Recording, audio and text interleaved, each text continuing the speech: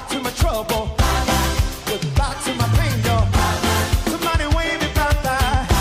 Somebody wave me bye-bye. You ain't welcome here. You ain't welcome here. Goodbye to my trouble. Goodbye to my pain, y'all. I can't hear you up there. Somebody raise it up, say. Somebody raise it up, say. You are the God of miracles, hey. You are the God of miracles. You are the God of wonders. You are the God of wonders. Thank you. We cast our care upon you. For you carry us. That's what we can say. I believe. I believe. Say it. I believe. I believe. I believe.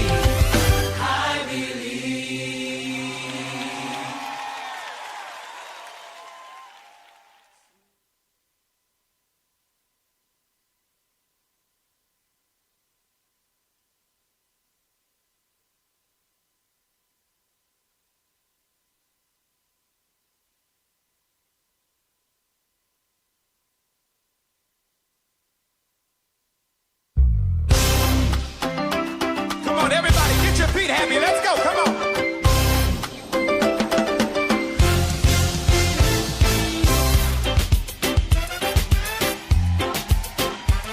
Where my islanders? Can some of The y'all Ground run down Report here? with Mickie K, Andy Williams, and Lennox I need Smith. y'all to run down here. Come on, let me see you.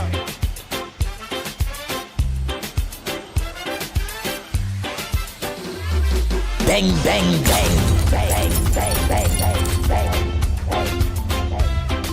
Come on, Jehovah's here.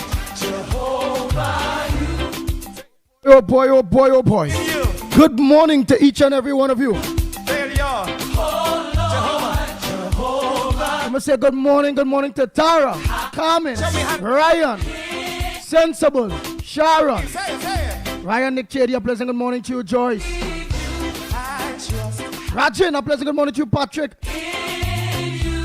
Kenrick Passar, a pleasant good morning to you, Margaret. where y'all at. Come on, come on. Vajanti Skisoon, good morning. Tara Altawes, good morning, Angela.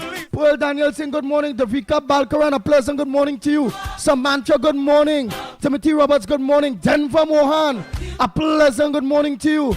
Not forgetting Darren Mohan, Kongsalak Mohan, a pleasant good morning to you. I believe, say it. I believe. Denver wife, kids, everybody lock on. Good morning to you all. I'm going to say a pleasant good morning to Come on, let your feet Valencia West. go. Let's go. Come on.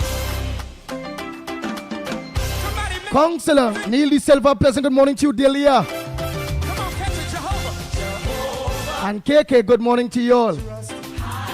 Nasser Hussein, good morning. Oh, Lord, say it. Jehovah, you I trust. Not forgetting I believe, say it. Everybody say it. Kerry Reed, Darren Timothy,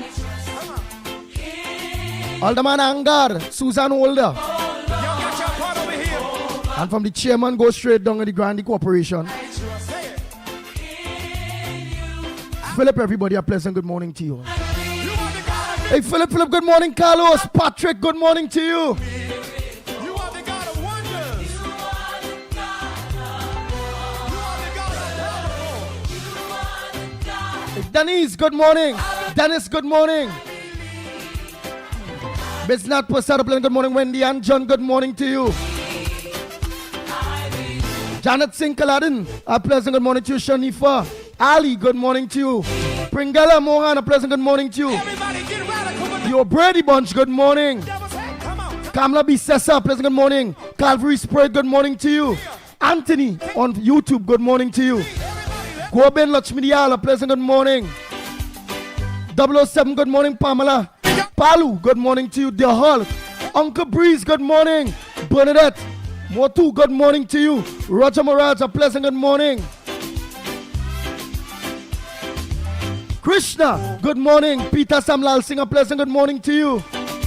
Vidya, Serial, good morning. Vidya Vancouver, pleasant good morning to you. Baby, good morning to you.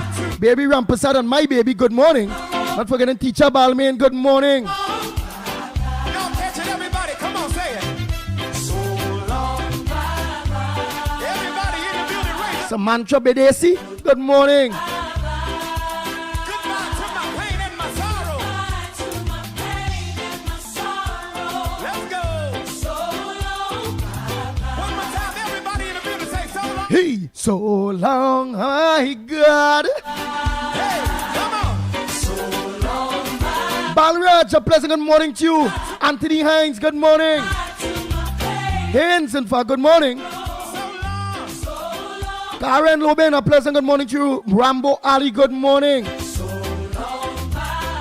Desmond Hines, good morning to you. Bye-bye. Bujam John, good morning. Goodbye to my pain and my sorrow. Darren Daniel, my brother, a pleasant good morning to you. Let's go. So long. Hey, Patricia Phillip, good morning. So long. Sharon Williams, a pleasant good morning to you. Family, family, family, family. Hey. So long. The Ground Report with Mikey K, Andy Williams, and Lennox Smith. Bang, bang, bang. So long. Goodbye to my sorrow. Hey, goodbye to my pain, y'all. Betty, let me just say a pleasant good morning to the Queen of Arima. Goodbye to my trouble. Goodbye. Afrina Mohammed, a pleasant good morning to you. Come here. Goodbye, dear. Ishmael Khan, a pleasant good morning. Come here. Hey, so long. Stefan Ram Sarup, good morning to you. Yeah, so long. Hey, so long. Angela Lochan, good morning. Say it. So long. Michael Scotland, good morning to you. Hear you say. The Hulk, I can hear you say. Joyce, I don't tell all the morning already. Gloria Escola, pleasant good morning to you. Marilyn, Hey, y'all. Goodbye, y'all. Everybody raise it up. You are the God of miracles. Say it. You are the God and Marilyn C. Rachan, good morning to you. of wonders. You are the God of powerful. How about my Marilyn C. Charan, good morning. I believe. Say it. Anne Marie Amin, good morning. Say it. Say, I believe. I believe. Matilda Rhodes, a pleasant good morning. Say it, y'all.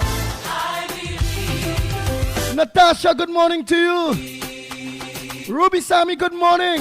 So long. Rock, rock, hey. So long. Vishnu Gopal, a pleasant good morning to you. Roma Price, good morning. Goodbye to my pain, y'all. The Toko Foundation, look on, man. Somebody wave me bye-bye. You ain't welcome here.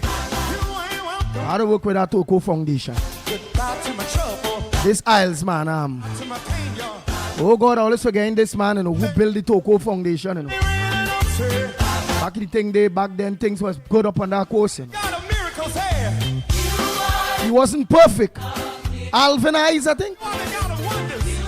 What the hell his name was again, boy? One only go remind me, man. Cast down heaven upon you. General Daniel, good morning. Ronald Lewis, good morning. Anderson Lewis and his wife on the beatum and all the beatum people that look on with that big box on the beatum. A pleasant good morning to each and every one of you. Anthony, Alan Hercules, good morning. Damian Acton, Vincent, good morning. Shellyanne Byron, good morning.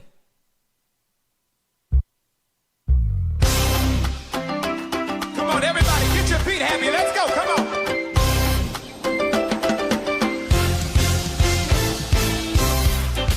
007, good morning to you. Where my islanders? Can some of y'all run down here to the front? I done said good morning to General Daniel. Islanders, I need y'all to run down here. Come on, let me see you.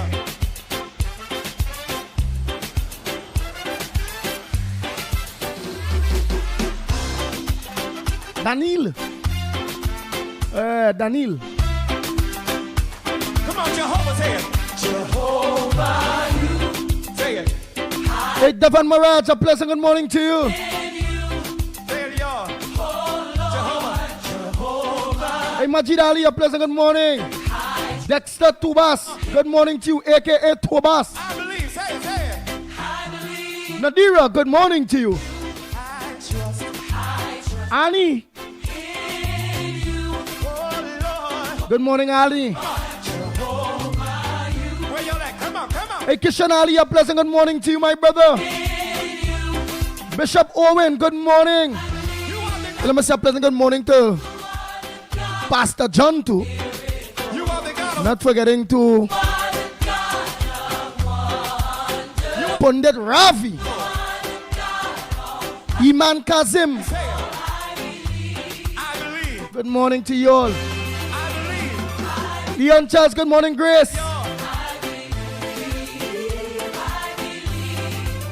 Hey, Cindy Ramnarayan, a pleasant good morning to you. Let's go, come on. Ba-ba-dum, bum-bum-ba-dum. Somebody make some noise in here. Susan Modi, Bihari, good morning. I trust in you. Oh, Lord. Jason Nesbitt, good morning, Angela. Jehovah, you I trust. I think Angela Craig, good morning. Pringala Mohan, I don't tell you morning. Calvary Spirit, good morning. Nigel Black, good morning to you. Zabrangani, good morning. Rick Lachman, good morning. Jason Jeffers, good morning. Y'all got your part over here. I can't hear you. Come on. Rishi, good morning. Say it. Audrey, Greenwich, good morning to you. Sandy Jones, good morning to you. Donarayan Rampasad, good morning. You are the God of wonders. You are the God of powerful. Annie E. Ramsaka, good morning to you. Say it. I believe. Say it, say it, say it.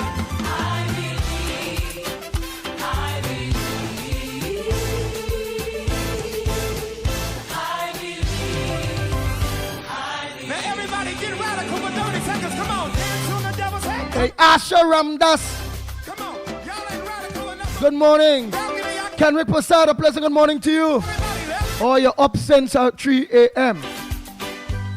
I see you back there, balcony, y'all. Crystal Fernandez, a pleasant good morning to you. You're early.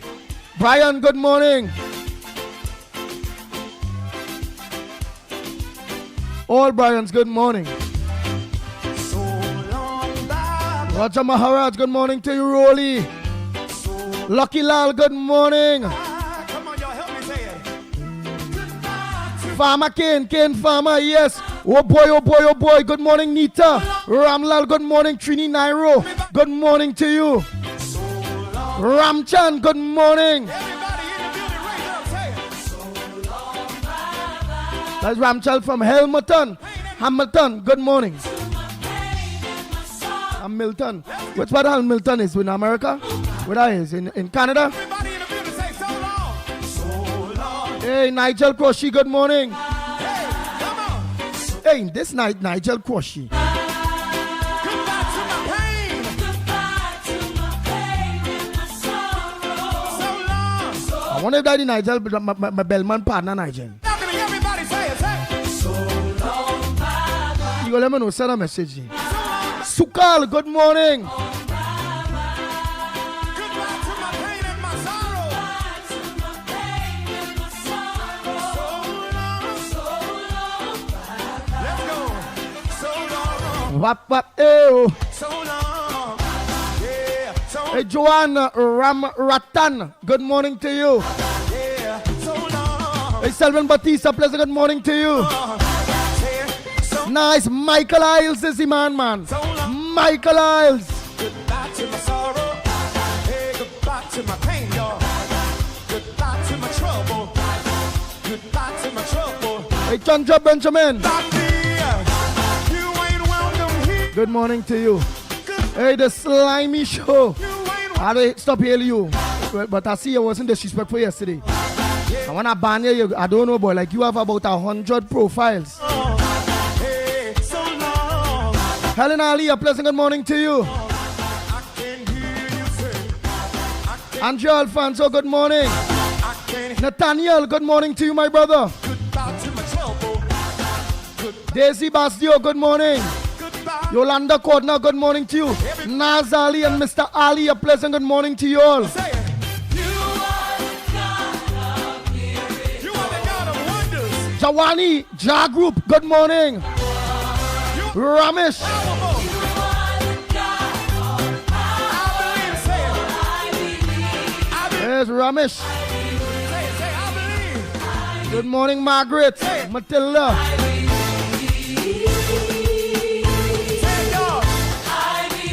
Sherman. Good morning, Sherman.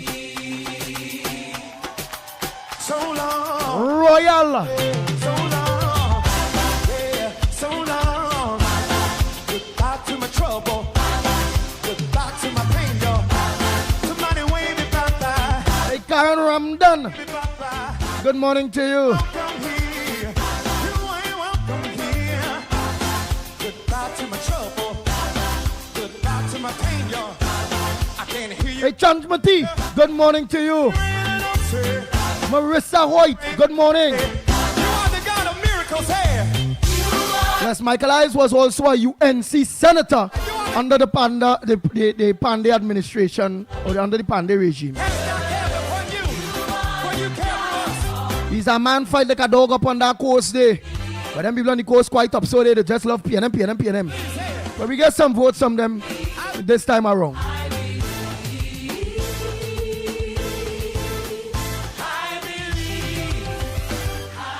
Toko fit still staying stunned, boy. Oh God. Toko, let her behave on herself. Come on, everybody, get your feet happy. Let's go. Come on. Mala. Good morning, Earl. Sally. Good morning to you all. I don't tell Charmaine good morning. Oh, I haven't seen Mikey Kaysen. He's supposed to come out today. I gotta know. Me and he had a long conversation last night. Me and the man Michael, the Mikey K man. Let me see you. Just cool, good morning.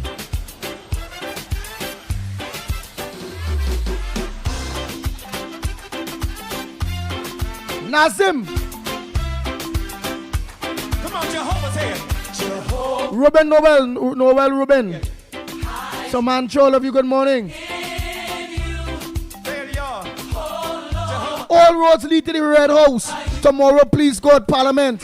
You open the Parliament, that's where we all are heading. I believe. Say it. Hey, Neil Lee Silva, Valencia West. I done tell you morning already. Maybe now jump on one. You KK and your wife Delia. Oh, Lord. Come on. Where y'all at? Come on. Okay, thank you, Ken Prasad. Hamilton is in Canada. So Canada and all who looking about Canada, good morning. Adish, Nicholas, Ramnarayan, good morning. Hey, Mr. Ramnarayan out there in Canada too, good morning to you. You are the God all powerful. Ishmael Khan, good morning. I believe. Say it. Semantic 62, good morning. Believe. Yes, the slimy show Avex. Avex that you have 100 and something profile. I wanna ban you, you're popping back up like slimy. Slick. But I go ban you out of the whole profile. Be disrespectful. Especially when we live on Gael. When I put in a course and I seen any kind of disrespectful thing we're going live, like a resi people license. Anybody doing that, cussing or doing anything while we live on Gael. Don't spell no F-U-K and them kind of thing. I believe. Say it. Everybody say it. I believe. I trust. Come on.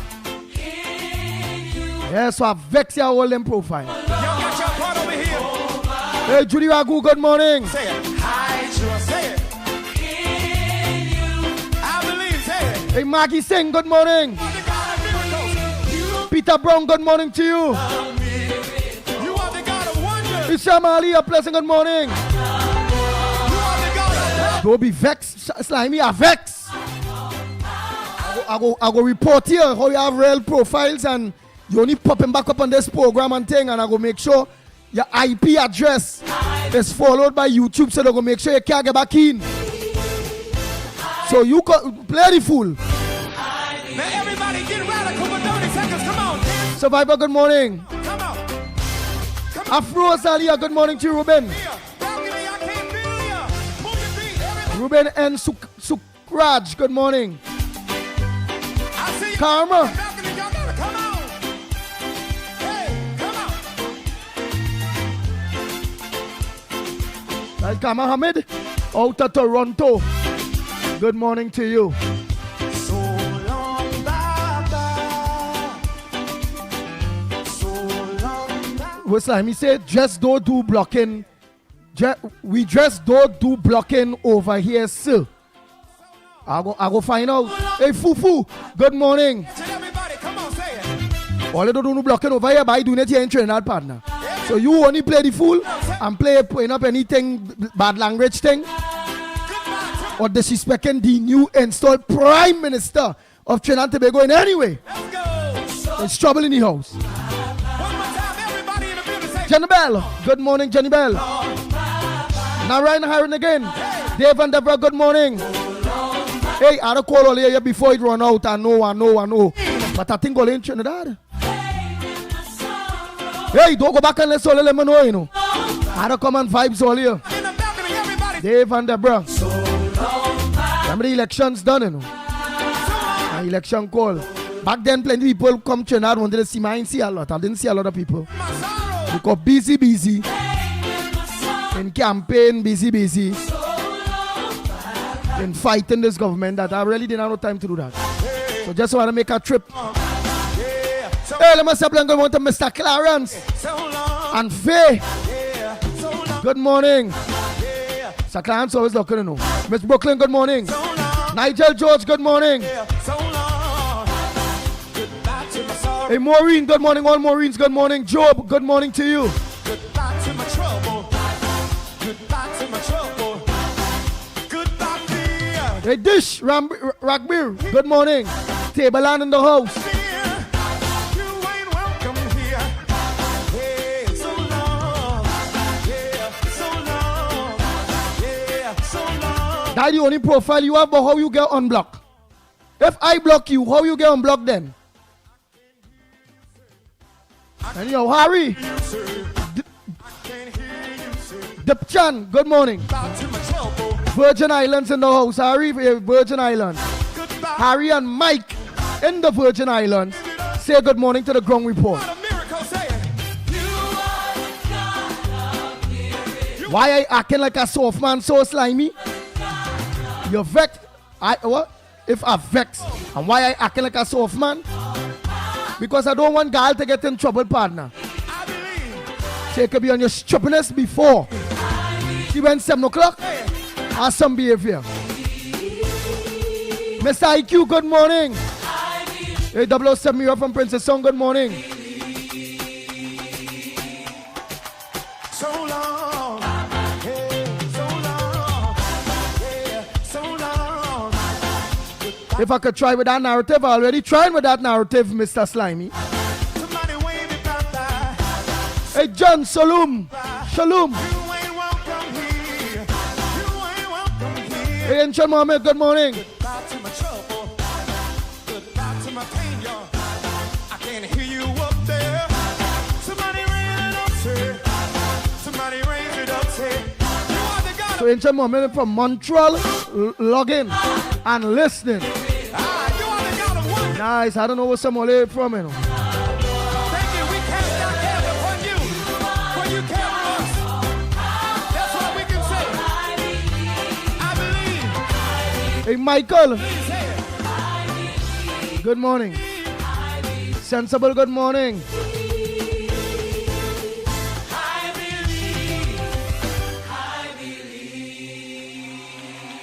All right, I'm going to disrespect Kamala shortly. I'm going to ban you. Live, I'm putting you on and showing you I'm blocking you.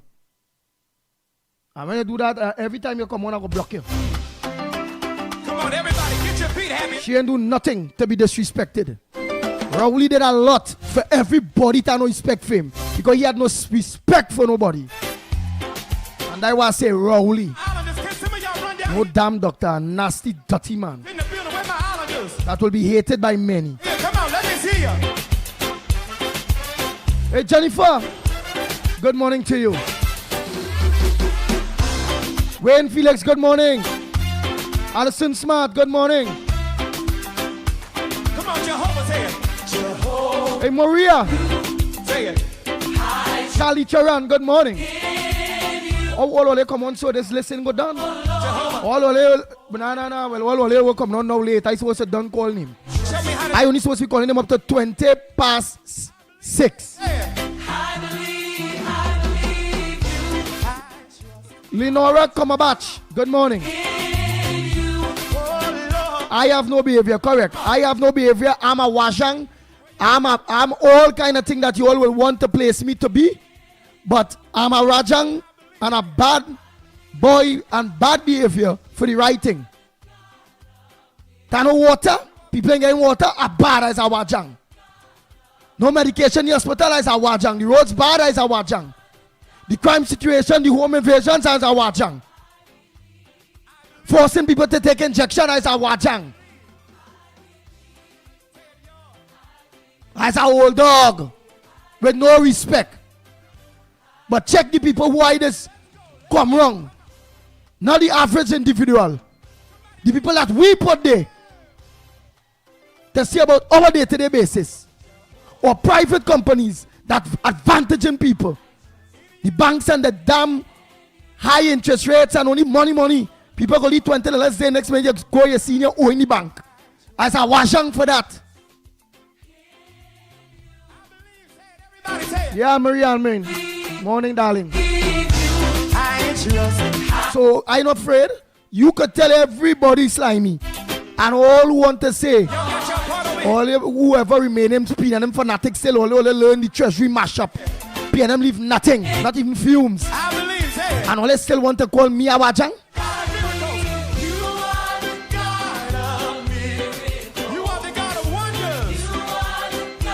Go look. Which might be all now. Go look on the golf course. You'll see a bald head, ugly, stupid man that nobody don't like. That is a jammit.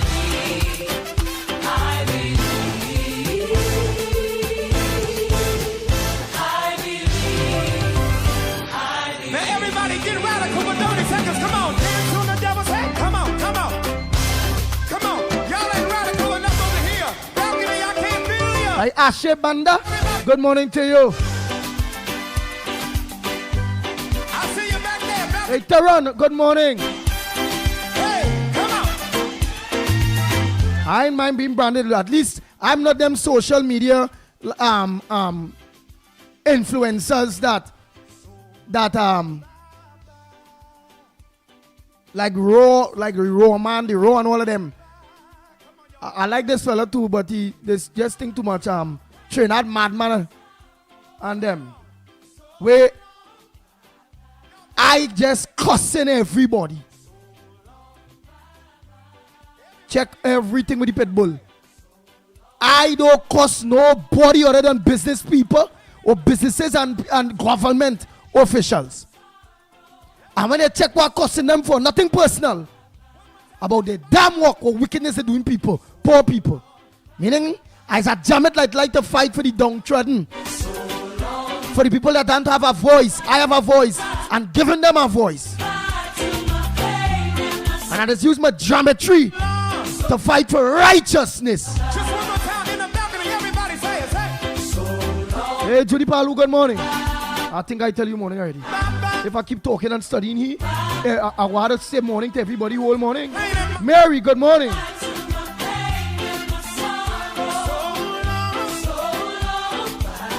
go.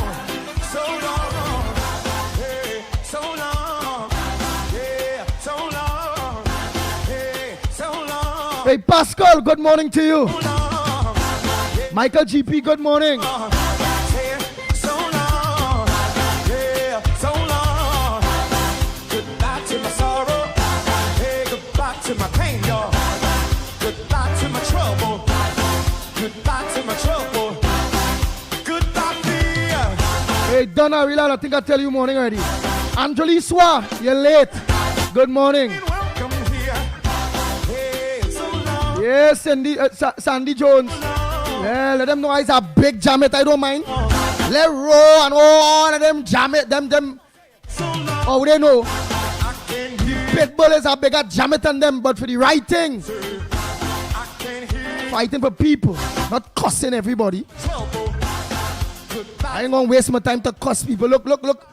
It was that what you saying, Slimy, I'd have been cussing you. It was one of them men and them, one of them jammit and them real jammit out there. Go cussing everybody. Oh no, so they cussing you. Slimy, your mama. Yeah, I'm the shaking up like real little girls now. I believe, say it. The only Jamet I did like was the fella who dead. Where did we murder? Kevon. I did like that fella.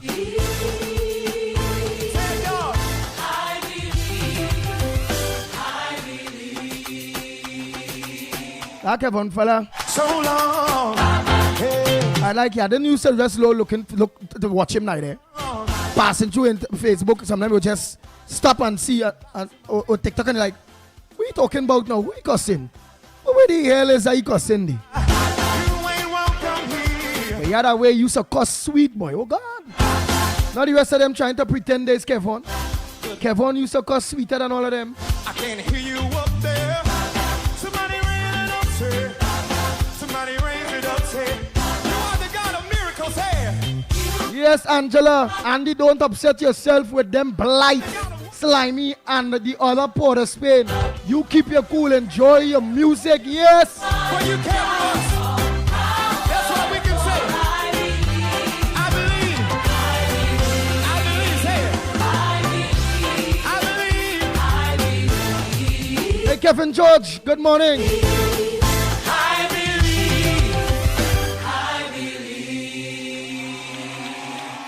Carol, Maharaj, good morning. Hey, Zoreda, good morning.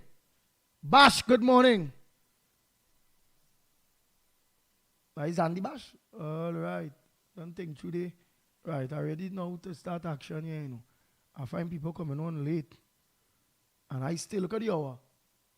3:39. And I still say morning. And it's more, I say morning, it's more to coming on. Oh God. It done maybe have about 700-800 people already here, boy. That's good. They come to hear the wajang. The defender the poor people. The voiceless. Wajang Andy Pitbull Williams. Yeah. Jamet Andy Pitbull Williams. Yeah. They could call me whatever they want, hold their tail. And if I'm not alive, well, then I think I could cuss worse than Kevon. Yeah, don't get up with me.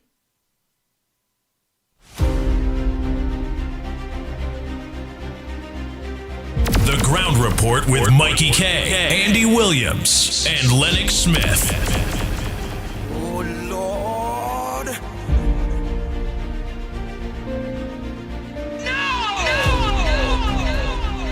I hear my name called. I hear my name called. Bang, bang, bang, bang, bang, bang, bang, bang, bang.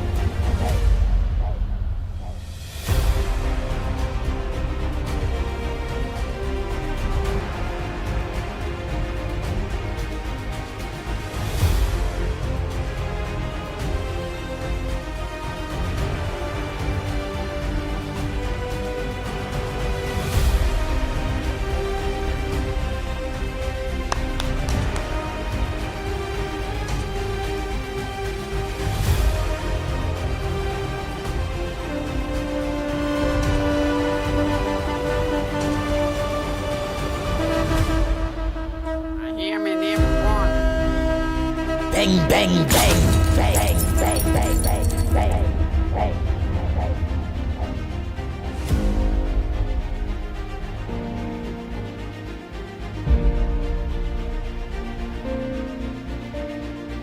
Hey, Harry Das, good morning.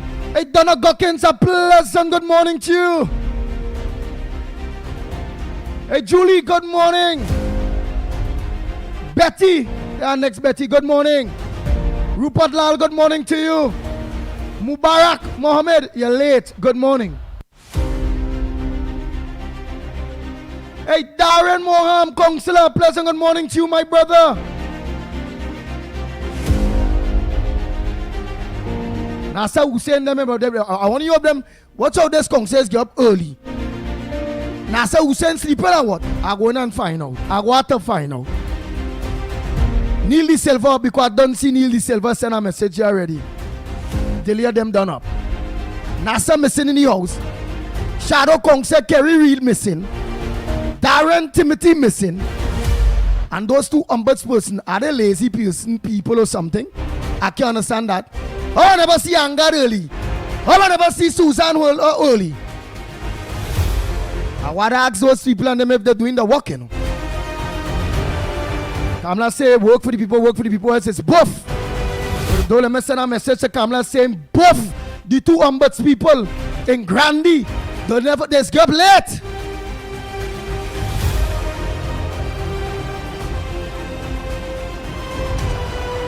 Nancy and Nira, the other Nira. Good morning, all Niras. Wait, people only jumping on so quick. The lesson got done. Matty Matt, good morning. All Glorious, good morning. This one is Ram Killer 1. Gloria Ram Killer 1. Oh God, boy.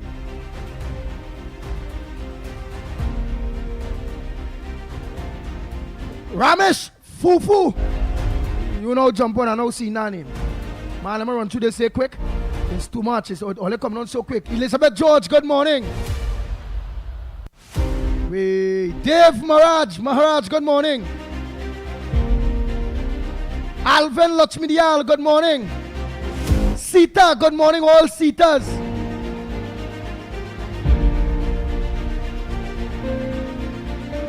All Angelas, good morning. RJ Prasad, good morning.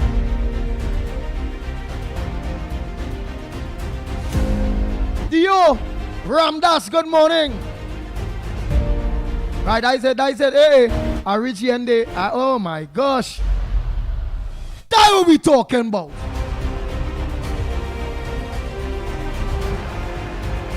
Bang, bang, bang, bang, bang. Who name and call or late?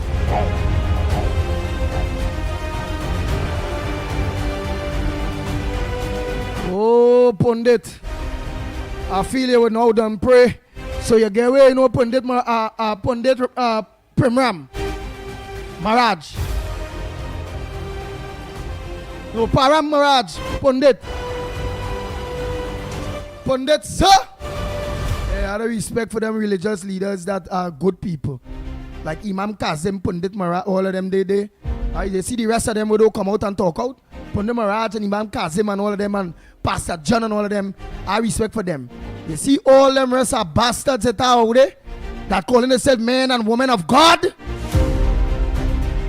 that's supposed to speak out and stand up for poor people or their congregations or their temples or their mosque. I don't respect for them. Anytime they ain't talking about because them on money alone. Them not on people, them on self. Salome Mary Davis, you're late. Good morning. Joy, good morning. Hayden Joseph, you're late. Good morning. Afiza Di Mohammed, I think I called him already. Here where it is. I want to start the program on. Let me see if I could find it. Nasty, dirty Dolly. It's stating that the Kamala Prasad sir, state something that is not true. I see it this morning, man, running through. Just now, one will go tell me again what it is she say again. I have the video for it. Oh boy. Yes, Anderson Wilson. I don't tell you morning already. Unless you know turn on your radio. I tell you and your wife and you already beat them. Morning already, Anderson Wilson. Yeah.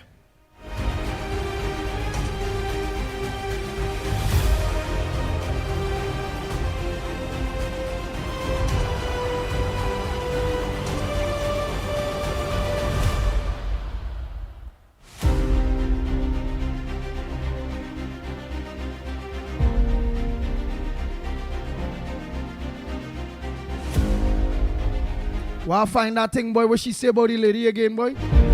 Oh, Lord.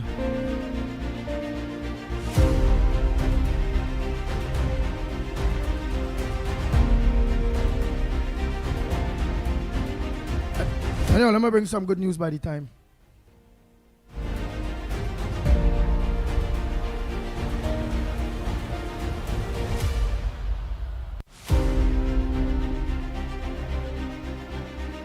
Patricia Arthur, you're now reached. You're late. You're late, Patricia.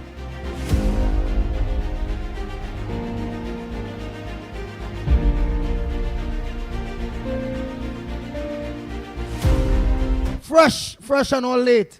I see fresh. Late. Who else I see late here?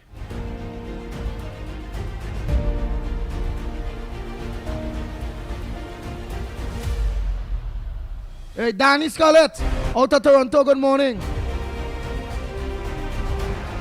Jesse. Babi Ulal, good morning. You're late. Doreen Barry, I think I called you already. Lawrence Sital. Morning, you're late.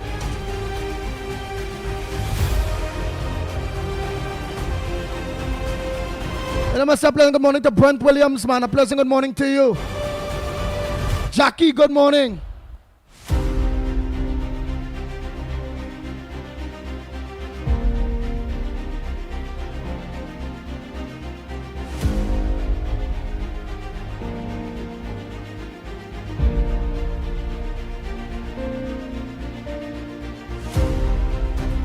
Yes, Slimy.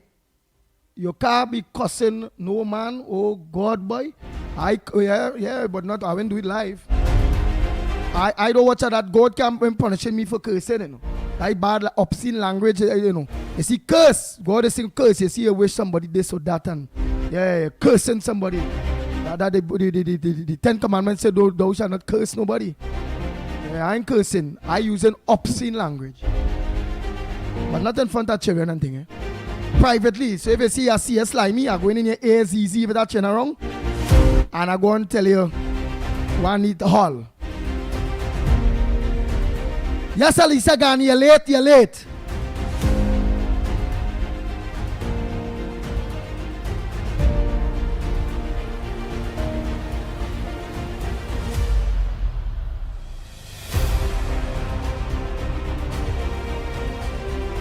Ann Munsami, good morning.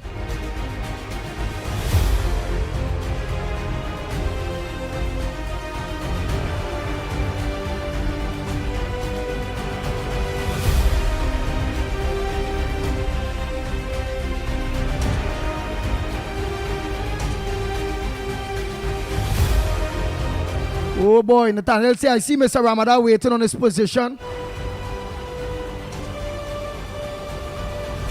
I seen him, but I don't know how I seen him. The man come back, I don't know.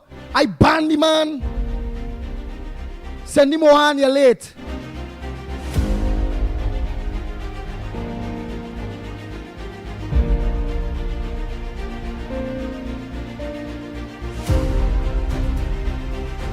Nice, Ravi Rapiram get down to business. He did get down to business.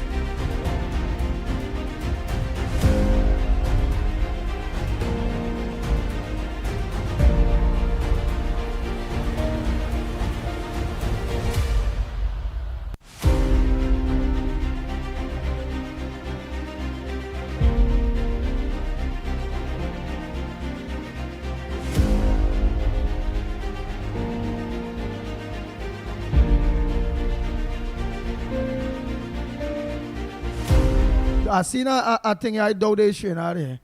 A food price. Fuel prices to increase by big time on Tuesday, May 20th. Now that can be trend. Let me be quick out tell you. That'll be a country outside of here. We government thing going on organizing.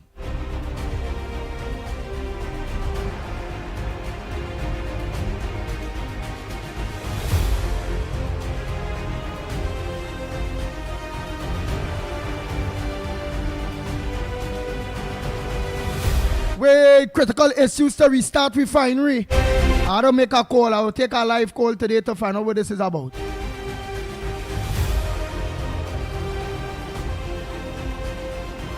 That's the news here earlier. A day ago, critical issues to restart our refinery. So we need to know what is the critical issues.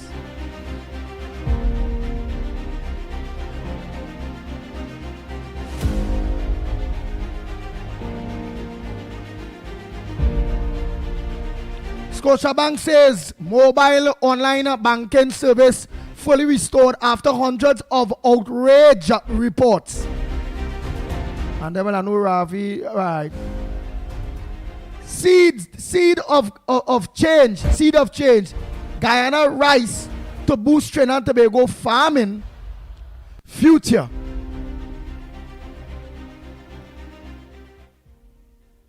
Organization of the agriculture sector is a move the Minister of Agriculture, Land and Fisheries Ravi Ratiram says has already begun with the first phase of the rice seeds distribution.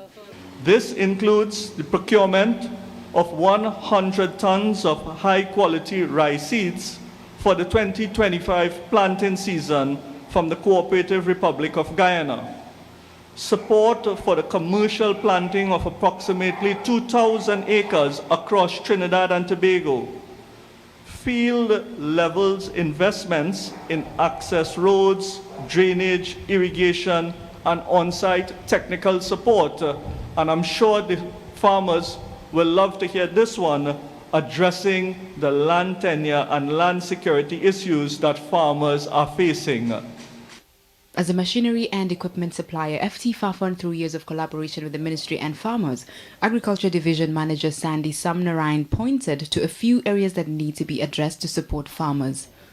What the farmers need are a couple things. They need some assistance with respect to capital purchase, maybe a system where one harvester or a fleet of tractors can be used among the group of farmers. They would need to change the way that they do nutrition for the rice, because it is not just done traditionally. You use one product followed by another, followed by another.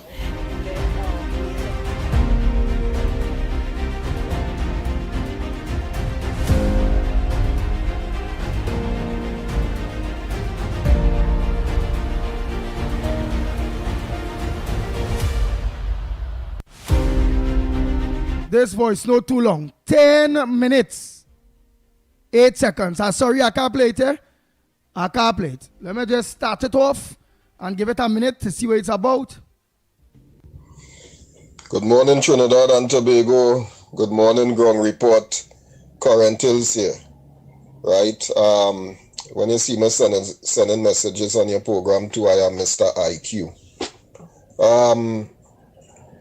Mr. IQ, that message too long. I wouldn't be playing all of that. Let me just read a little scripture to all you here this morning from Isaiah. Yeah?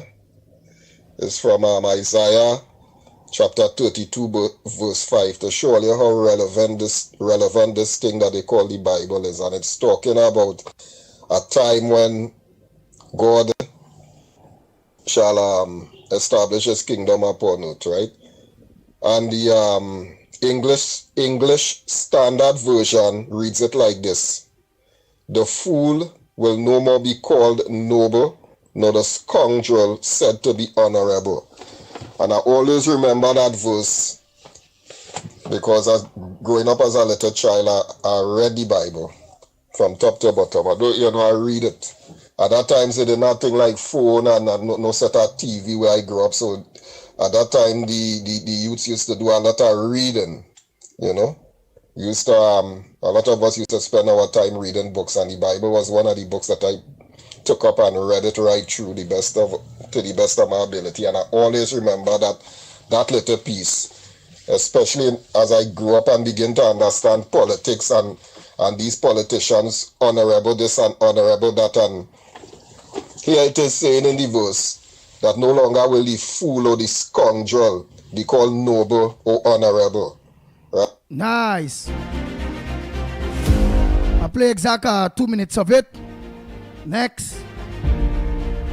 Please don't send long voice notes, please. Nothing more than 2 minutes. 2 minutes and a half. That's it.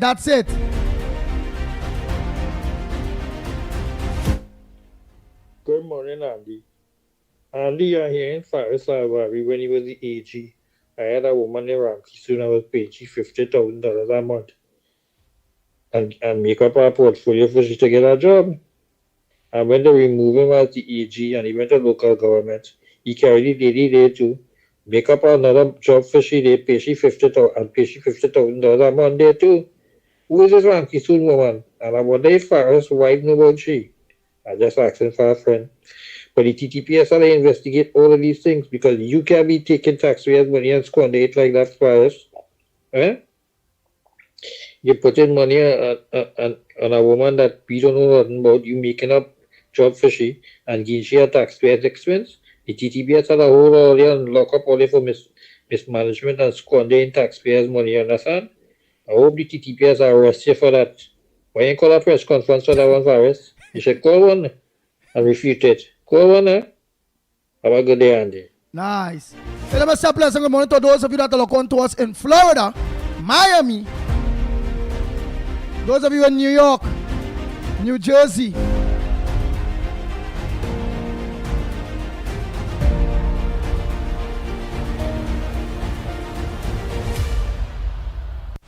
Hey, Dr. Mirage.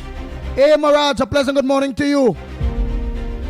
I'm sitting at my desk at work in Fort Lauderdale. So, Mr. Mirage, you're in work, sitting by your desk, but you're doing your work. In Fort Lauderdale, welcome. Thanks so much for locking on to the number one program, The Ground Report. And all the rest of doctors and them that you know are Trini links, let them know where to lock on. Number one program, right here on The Ground Report. Real Media TT on Facebook. So anytime all you see, all you getting it on the various platforms that you all on, always remember the others. Real Media TT Facebook can get us. Real Media TT on YouTube. Corridor Transformation, YouTube. Workers' Rights Platform, YouTube. And you could also just put in on YouTube, The Ground Report, YouTube. And you're going to find us.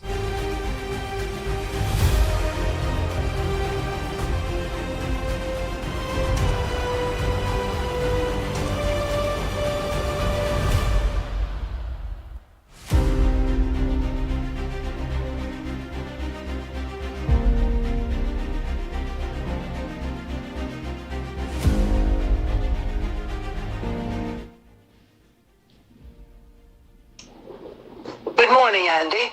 I have a hot 100% tariff sardines and boiled eggs fart for Slimy and Patricia Reed for their illiterate comments on the chat.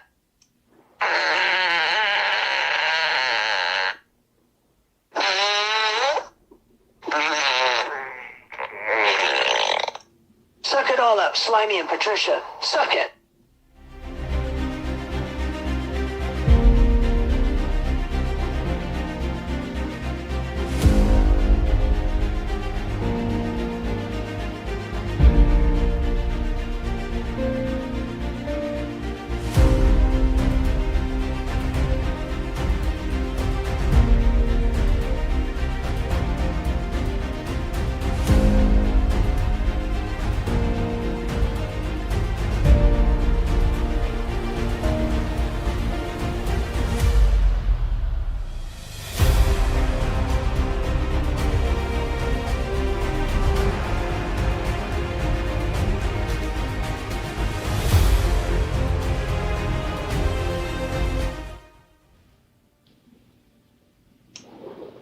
Good morning, Andy.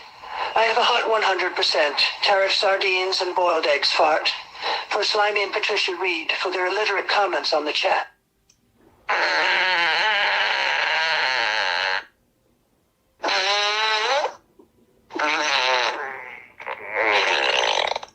Suck it all up, Slimy and Patricia. Suck it.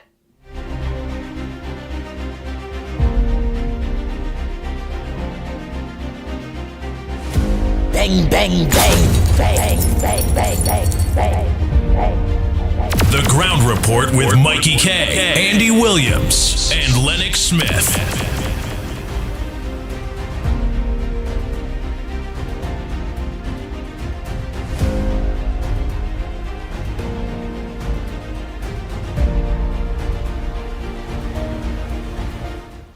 A pleasant good morning to the Ground Report team.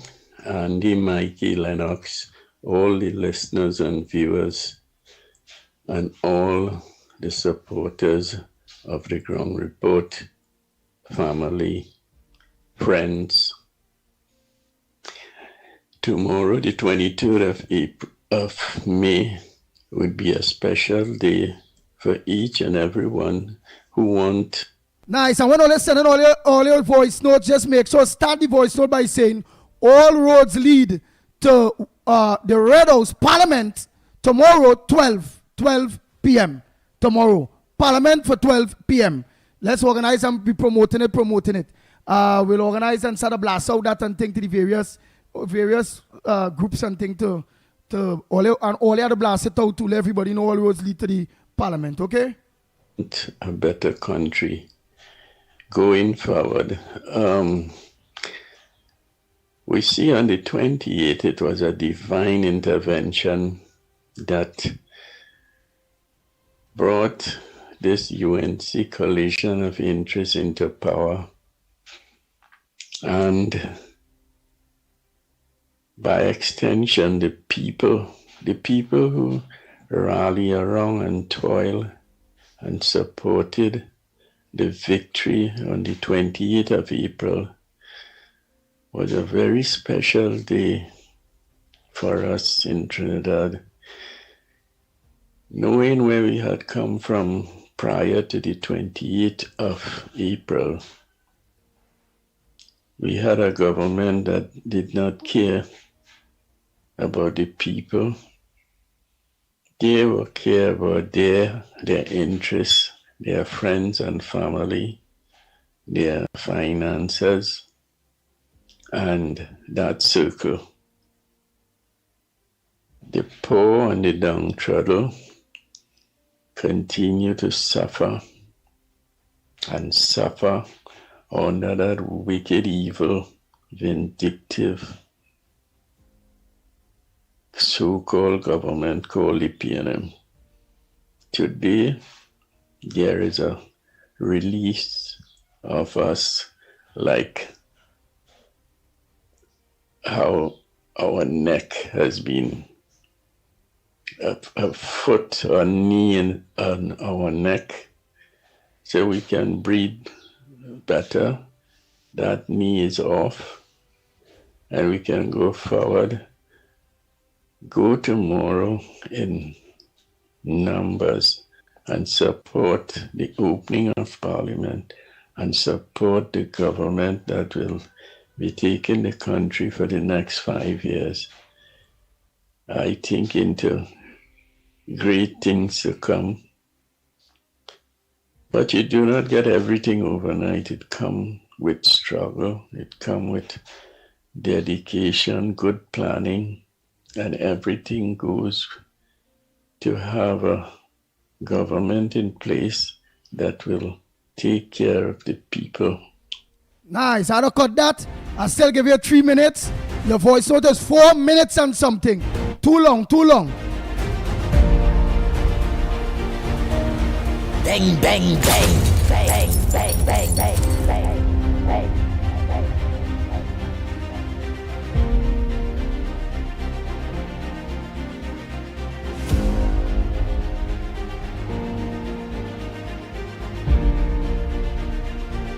Ready here. Look, somebody sent 7 minutes and 22 seconds. Them voice notes too long. I'll play at 2 minutes or so, 3 minutes in it or so.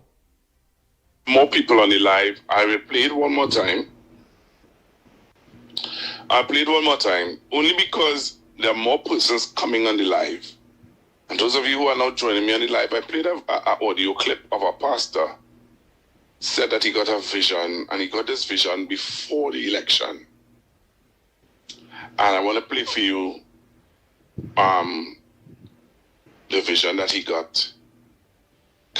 Man, I don't want to hear Pastor Google at all. He's no pastor. He's a fool. A big fool. The vision is what Kamala walk over to win the election. That's what they would go in and say now.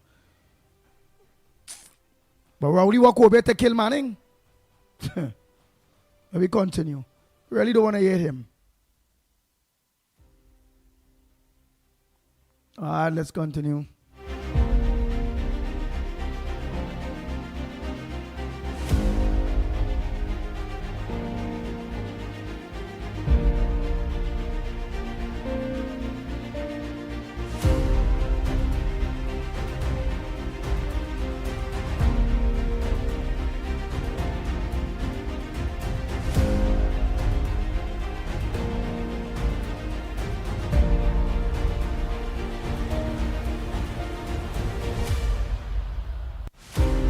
Oh boy, oh boy. Barry Slams, Minister Slams, ODPM. He said there's no urgency in addressing flooding woes in rural communities.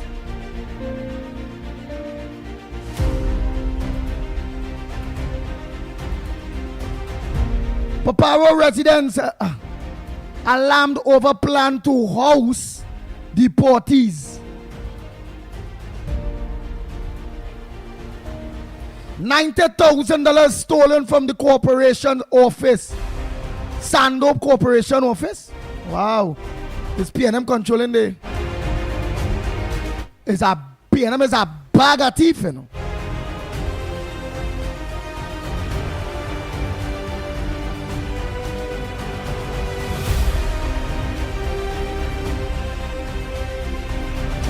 You always see international, at least 82 killed in Israel strike on Gaza.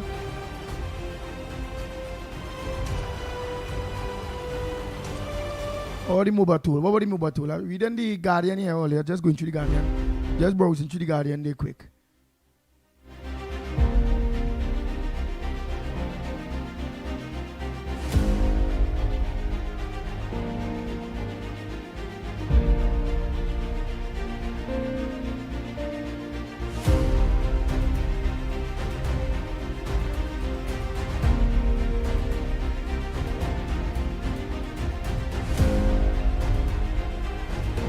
Oh boy. Tutco president called photo lawsuit against Stalin's estate disgraceful. The murder is 100 and, that's what it's saying here. 149 murders so far.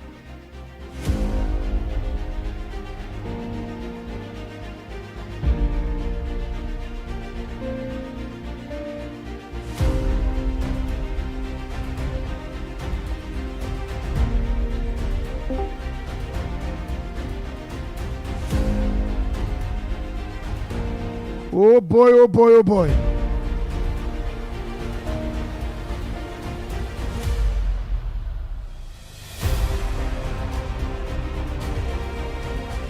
Tobago not ready yet for hurricane season, says TEMA director. Ministry intervenes to aid woman whose house collapsed in Laventille.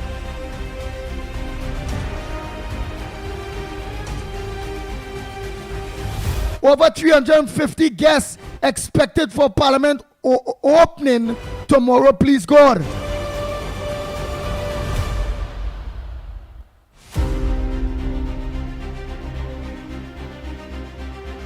COP leaders still in the dark on a role in the PM Kamala's Gulflement.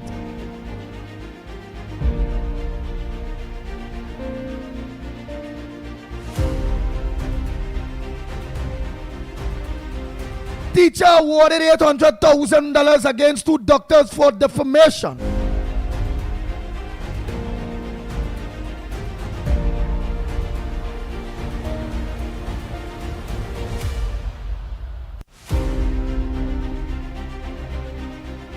Accused free of charges as victim refuses to testify in rape case.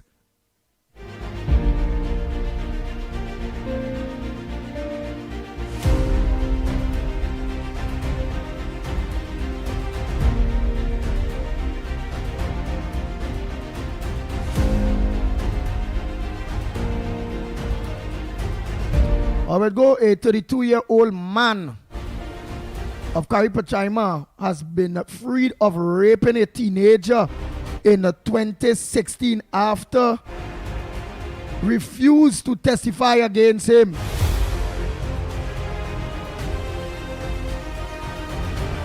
The 9-member jury before the High Court Judge Gail Gonzalez was yesterday directed to return with a not guilty verdict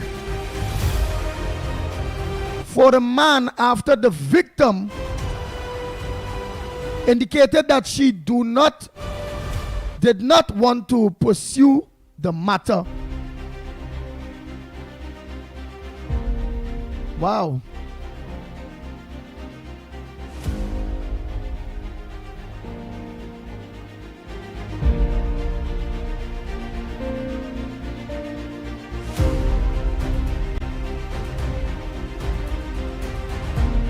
Something wrong with that. Because hear what it's saying here.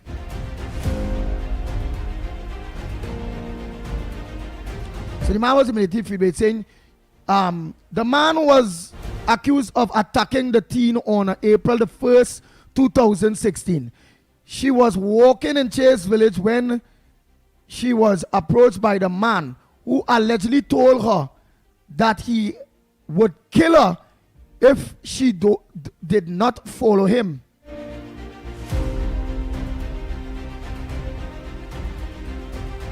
The girl and the man walked past her mother's house and grandmother's house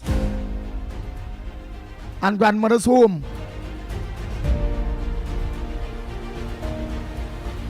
He allegedly took her to an abandoned shack near a river where he raped her before allowing her to leave. She made a report at the police station. Anyhow, something funny about that. I ain't gonna talk that. But something funny about that. No gun, nothing, and he just tell you go kill your walk. I ain't seen that just a woman that getting raped, and knowing that that's a gun, will have a struggle. What said somebody I no gun, nothing, and they just come and tell you, follow me as I will kill you. Me seeing a knife, me seeing a gun, me seeing a big stone, nothing, but follow me, I will kill you. And I willingly gonna follow this man and follow this man to abandon house. No wonder why she don't want to testify. That is just my opinion.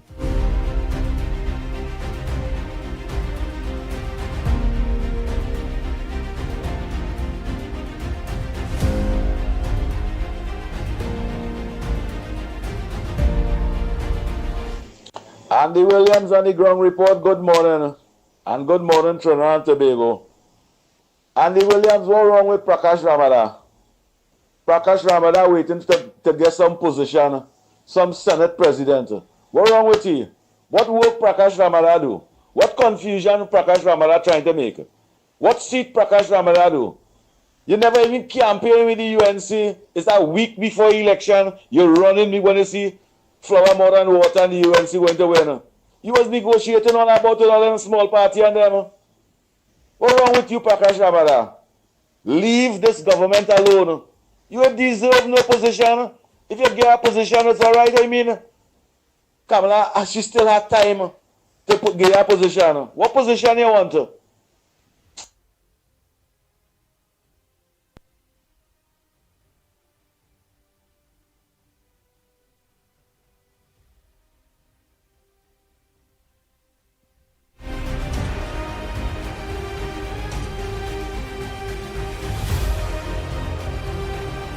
Slimy your seats after 7, eh? So just all know what time it is. I have you all the whole chat on the screen live. But let's peep at someday. Oh, Nadira, thanks. Andy, you on Guile. Hey, let me say a pleasant day. Let me just do that quick, man. Hey. A pleasant good morning to our Guile family, Trinidad and Tobago, and Guile Caribbean. Our Caribbean people that are looking to us in Guile. A pleasant good morning to each and every one of you. Welcome to the Ground Report program, the #1 program in Trinidad and Tobago. I'm Andy Williams, better known as the Pitbull of Radio. Ruff, ruff, ruff, ruff, ruff, ruff. See, it's a big dog. Some people call me a Wajang dog. I am who I am.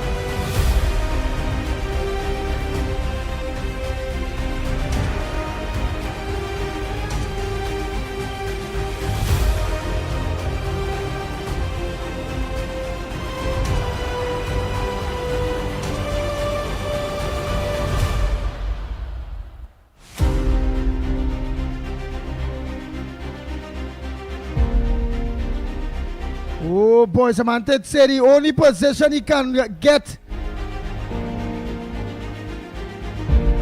is to pose for a camera. Oh my God. Hey Bobby, good morning to you.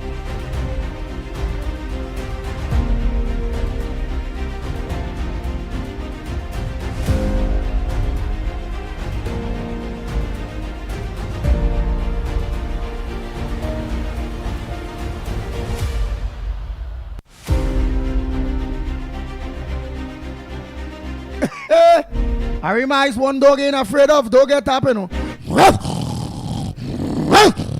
That is bite bad, you know, Arima. Don't come close, I'll bite you.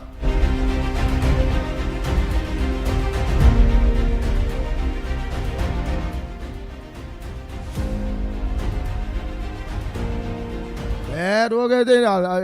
Yeah. Bite, you know, bite. That's what we really talk about. Bite.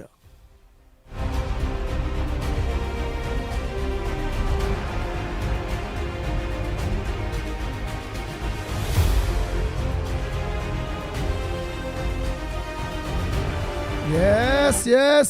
Let everybody see that chat, man. Let them know, you know. Yes, let them know. I the baddest dog. Yes, so let read it. So let go understand. Everybody understand I the baddest dog here in the country. There are no dog badder than the pit bull. They understand that.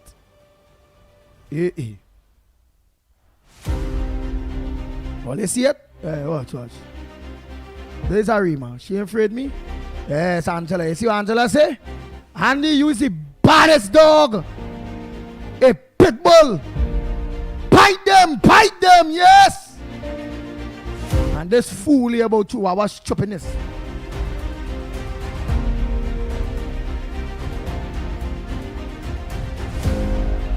Oh, Marlon, sit around, how we don't get on crazy like me. We are the same birthday. Same day, the 7th April. We Aries. That because you is a woman and I is a man. You is a poodle and I is a pit bull.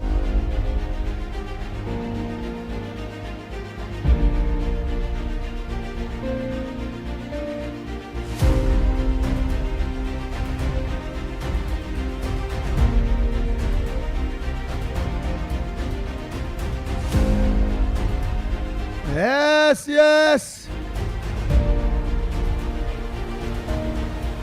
Yes, I'm just watching. Yeah. Nice. Yeah, let me go back here. And check some voice notes and thing there. Nice. You all see all your chats. And I will be showing you all the chats, so make sure to encourage everybody.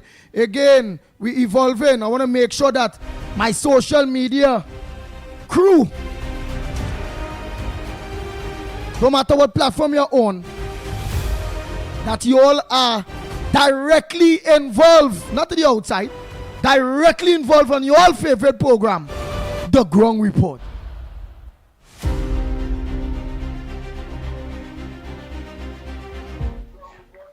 Morning, Andy. All roads lead to the Woodford Square opposite the Parliament to witness the first parliamentary sittings on Friday the 23rd of May at 12 p.m. Scheduled time starting in Parliament, I think, at 1:30. Yes, Andy, I want to send a video concerning Rowley. Concerning when he say from Leketo and what he do and when they put him out of Parliament. Give me an answer to, I'll be listening if I should send it for you.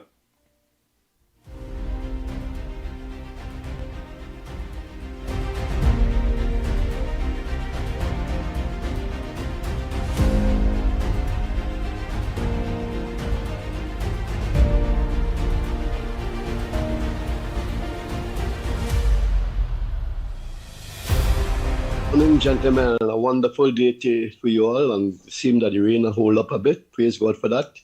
Gentlemen, tomorrow Parliament is open up, and I expect There will be a gala affair, and also it will be very, very interesting this parliament session, because the opposition with the PNM, I want to know how they will answer all those questions when they are put to them by the government, by Ms. Kamala Prasad Bisesa and her members, of where all the money went from the ministries. I'm very interested to listen to the answers they will be given. You see, because this is important to accountability in our government, in the country. The $3.something billion, Mr. Imbut is there. He has to answer it. No technical glitch again. Cover it up. We have to know what is going on. And they have to come with the right, truthful answers, because in Parliament, and it will have to go on Hansard. So I'm looking forward for a very interesting debate in Parliament this session. And we give God praise and thanks that the UNC have come there to expose this wicked government. Otherwise, imagine if they had been in power for another term, the covering up would have been taking place still. You understand? So we know God is a good God. And as Mickie and everybody on the Gong Report always say, evil can never outdo good, and good will always conquer evil. And that is what happened. The good of this country through Kamala Prasad Bisesa has defeated the PNM, which is evil and wicked. God bless, fellas. Have a nice day today. Thank you. Good morning. Andy, I sent you that Paris Hawaii clipping with the woman. We need to beat that like a drum. I ask question, who is that woman Hawaii? Is that your sidekick? Is that your tonsil? You know, you don't win that tonsil, sidekick? Is that your mini-me? We got to know that Hawaii. $50,000 for what? Your sidekick? Every month? You need to beat that like a drum. Call for Hawaii wife and actually, you know, she had a partner, a competitor. We need to get it going, Andy. Later, Andy. Bye. But one more thing. I think Paris Hawaii pick up the Prime Minister Rowley attitude. He have a red couch now in the basement. So are we bringing all the kids, all the ladies down to the red couch? I think he get a lot of coaching from Rowley. Okay, Andy, later. Love or law? What is the relationship between Tanel Ramkissoon and Faris Al-Rawi? Tanel Ramkissoon and her connection to former Attorney General and former Minister of Rural Development and Local Government, Faris Al-Rawi, raises alarm bells. According to reports, during Mr. Al-Rawi's tenure as Attorney General, he went to Cabinet to create an entirely new position for Ms. Ramkissoon, Director of Chambers. Ms. Ramkissoon was appointed to this post with a reported salary of TTD $50,000 per month plus benefits. The role, by its very nature, held considerable influence within the ministry, prompting concern among some civil servants. A member of the former AG Al-Rawi's secretariat stated, Ms. Tanel Ramkissoon operated as if she was the Deputy Attorney General. Following the cabinet reshuffle in 2022, which resulted in the replacement of Mr. Al-Rawi as Attorney General by Reginald Armour SC, Ms. Ramkissoon reportedly remained in her post for a brief period. However, she was subsequently relieved of her duties. Sources suggest that AG Reginald Armour couldn't work with her as she was feeding information about the ministry and its internal affairs to Faris Al-Rawi, even though he was fired as AG. Immediately after, Ms. Ramkissoon got a new job. Guess where? Faris Al-Rawi, as Minister of Rural Development and Local Government, created a brand new position for her called Director of Legal Services. Again, this position reportedly came with a monthly salary of TTD $50,000, raising eyebrows about the rapid transition and repetition of a high salary role. What hold does she have on Faris Al-Rawi? Reports from members of staff in both ministries indicated that the two have been involved in a relationship more than just work. Hence the reason she was able to choose what position she wanted and was able to quickly get a job wherever he went. More to the story in the coming days. Stay tuned.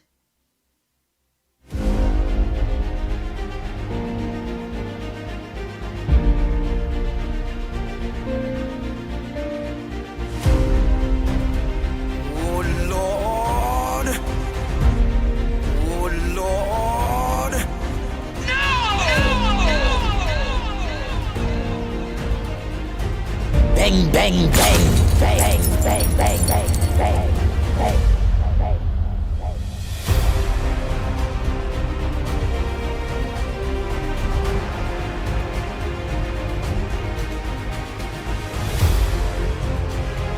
Good morning, Ground Report. This is Shukwanas.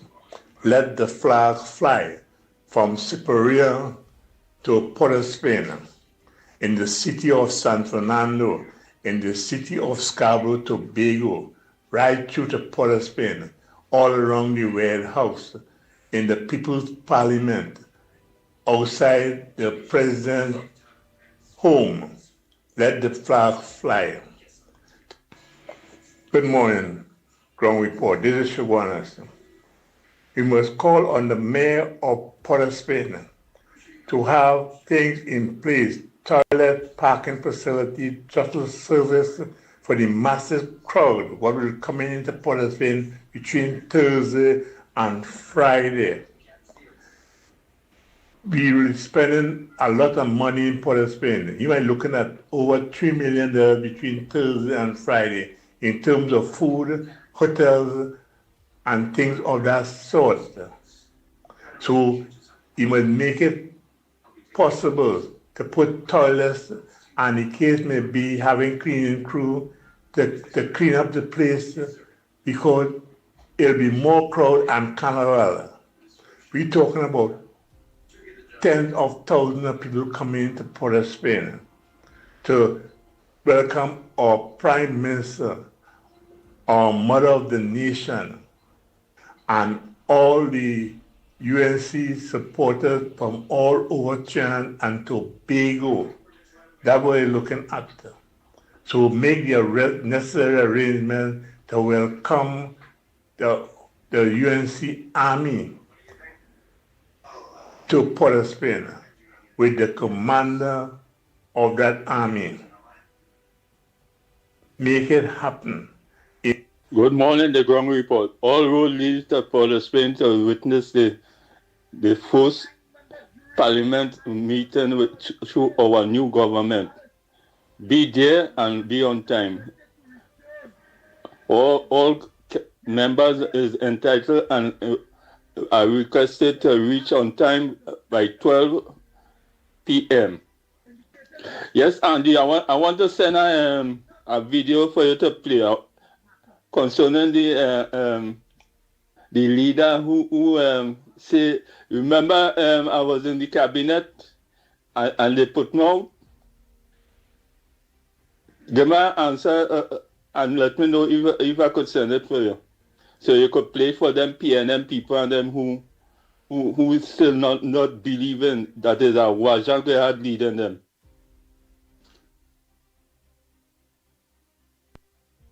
Andy, morning to the Ground Report. Well, just know that I want to know if I hearing something else. As the 52-year-old man, I want to know, well, if you win the case, or they say by evidence couldn't stand up in court.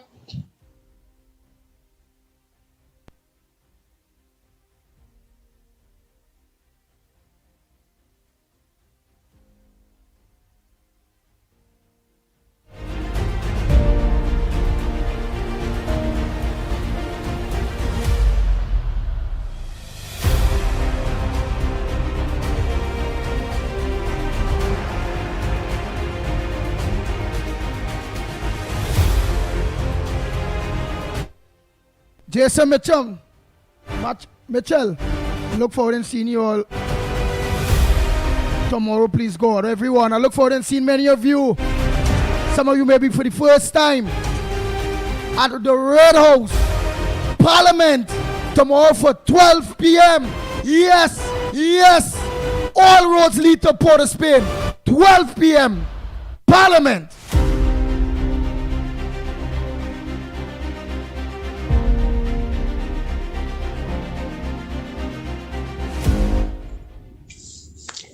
Yeah, Ground Report, current till here again, Mr. IQ. Let me tell all you something how bad it is, eh? Because I was PNM, right? So I could talk. I am talking from guessing, right? I remember when I joined PEP and I was campaigning with Philip Edward Alexander. And they even made me a shadow minister for a certain district, right? And I started to tell people. I remember a guy tell me, right? A guy told me, an African guy, he said, when you get up there, just study yourself and your family and forget about everybody else, you know. And it so seems as saying the race for a reason. Because this hypocrisy are trying to break. Imagine that you are encouraging me as an African man to become the very thing that is oppressing you.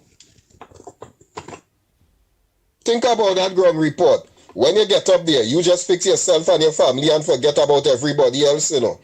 You are encouraging me to become the very thing that is oppressing you, that have your country in a mess, that have your community in shambles. You are encouraging me to become a person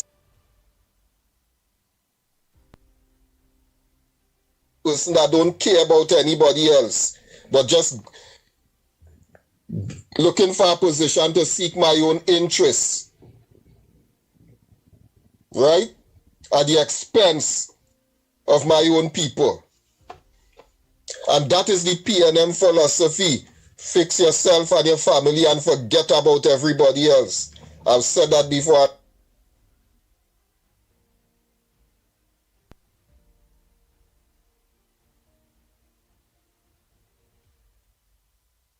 And I'm saying it again. And that is why, that is what watch me. I will not be voting PNM again, you know. I don't know because watch me. Ground report, I have to go God's side, you know, because the kind of evil and hypocrisy I've seen on this earth, especially in Trinidad and among my own, is something else. We are not united as a people. In fact, when you look at the leader of the PNM, Rowley, right, he showed by his actions that very same ideology. Fix yourself and your family and forget about everybody else. I heard his daughter get some $3 million for some painting. Well, she reminded me of Joe Biden's son in America.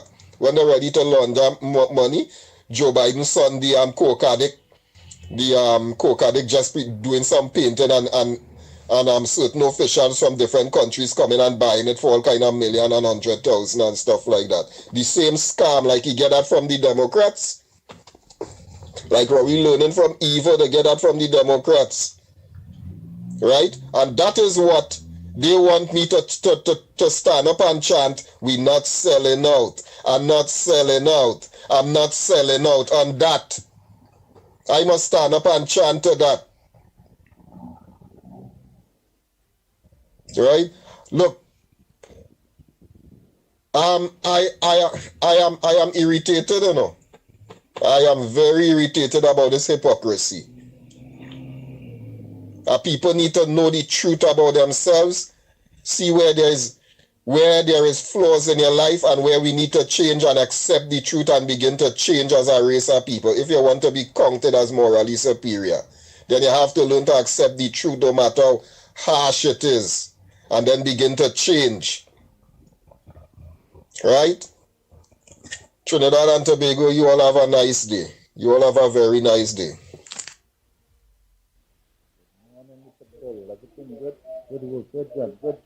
Good job. Morning, Andy Williams. God grace and blessings upon you, your host, and everybody in Trinidad and Tobago. So, what it is they came and they did was, you see that clean piece of clamp you see in there, that white piece? So they just come and clamp down the water from spraying out in the road because it was spraying really high. So that's all they come and do. So now all the water running down on your right hand side. That piece of concrete you see in the video, that never used to show. That was covered, so probably like now it washing down from under the road now. But that's all they come and do, climb down the water. Nothing else was done. Nothing else was done. So Andy Williams, my dear, I think I did my best. I think I gave it a good shot. As a citizen of Trinidad and Tobago, I did my best. So after this, I don't know what to do. So take care, guys. Grace and blessings upon from the Almighty God and to the entire government and to my Auntie Kamsi. Blessings upon you. So, Andy, I did my best, sweetheart. Take care, love.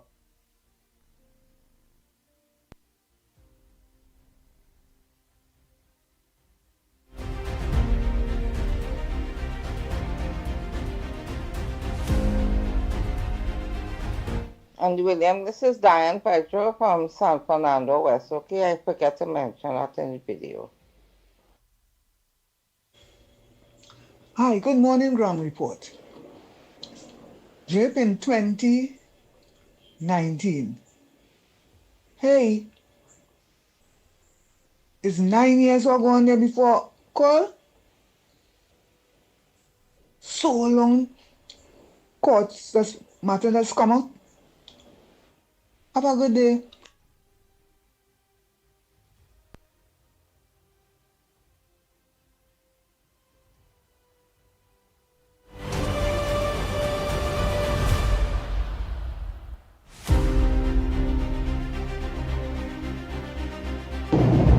Morning, Andy. It's Kenrick. How you doing, man? Good, good, good. Everything good? Yeah, on Trinidad and Tobago. I listened to that guy just talk about he was a PNM and he now realized that what was going on. Hey, this could be going many, many years ago, man. Style with them, man. Many, many years. You know, you realize that? Boy, I tell you, man, there are some people that are a bunch of hypocrites, yes? You talk about Democrat and this one. Who want to do that? Right? Who want to know about all of that? Talk about yourself. Right? You now realize that the corruption going on and racism going on over there. I know that a long time ago, since I was living there. Many, many years ago. With Eric Williams. Now you realize that? By God, yes.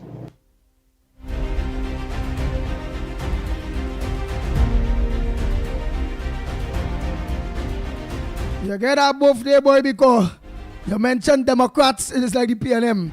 No matter Republicans, no matter Democrats lock on, you know. So the man saying, don't talk about out there again. Stay here in China. Don't get involved in no America thing right now.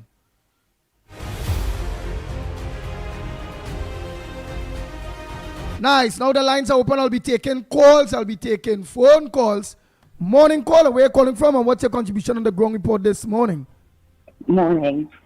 I want to say that Marvin Gonzalez should stop making himself a fool by being on the air, because since UNC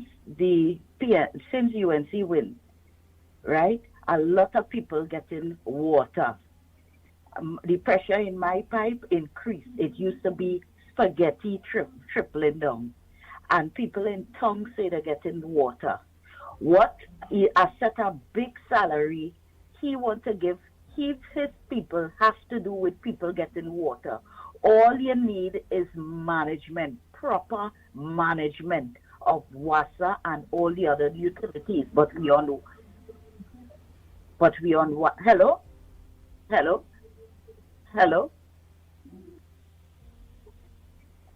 Yeah, we hear you. Go ahead, caller. Yes. And it's water people need.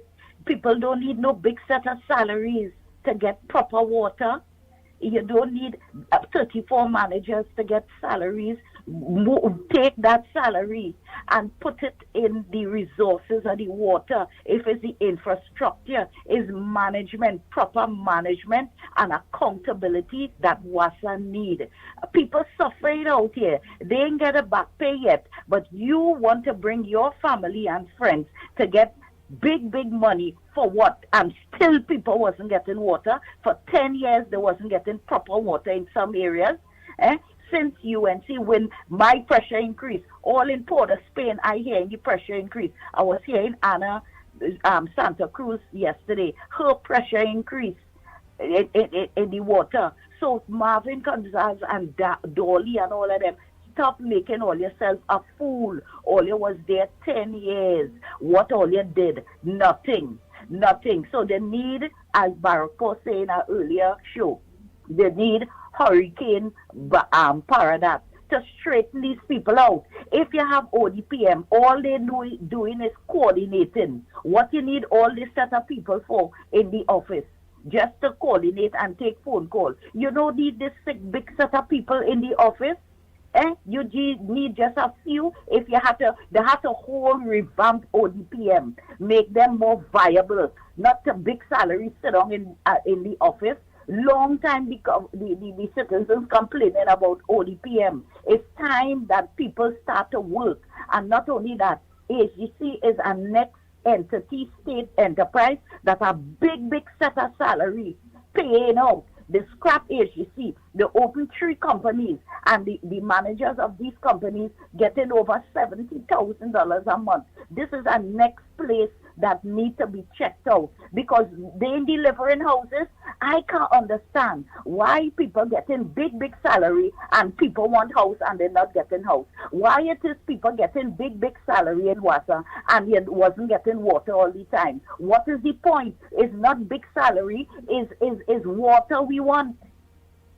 Proper management. So they should check out WASA. They're checking out WASA. They could check out HDC and see what managers, these salaries people get in. Because we supposed to get back pay as monthly paid HDC employees. And we can't get back pay because most of the money going in big salary and nobody ain't getting no house. So stop playing the fool and stop making all yourself a fool. But Marvin and all the rest of them. Thank you so much, caller.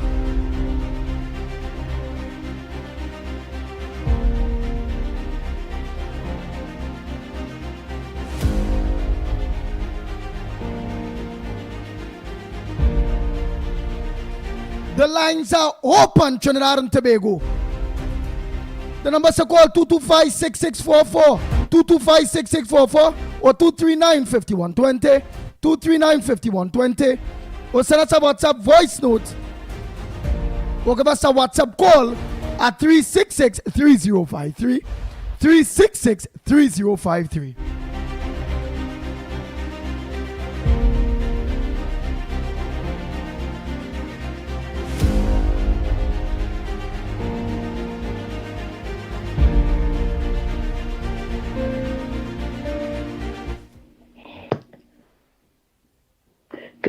Good morning, gentlemen. Last night, Andy, I saw Minister Padar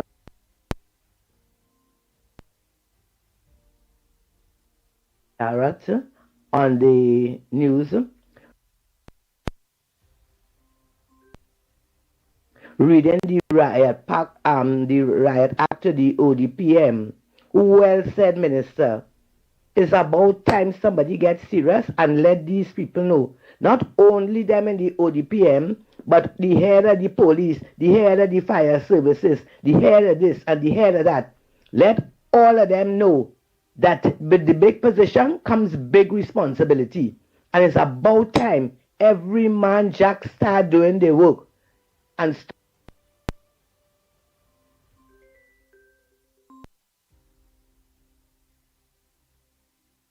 stop having everything upside down and they sitting down there getting a big salary and doing nothing.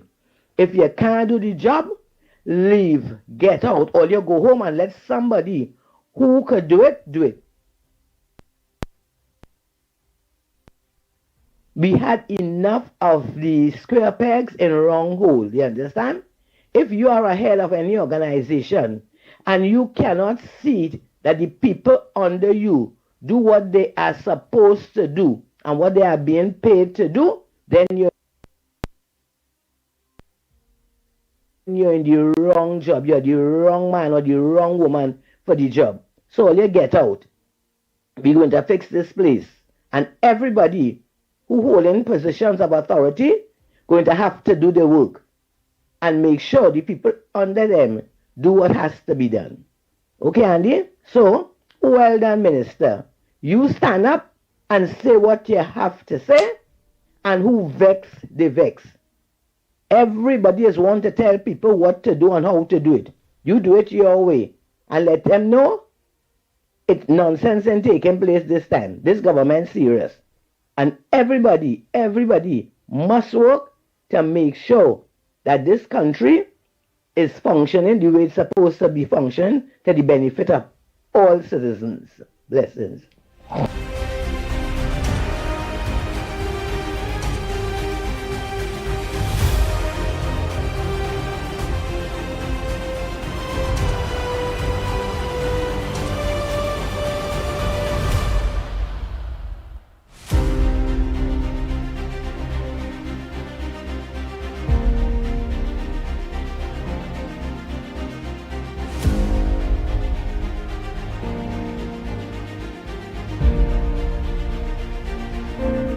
Good morning, caller. Where are you calling from and what's the contribution on the ground report this morning?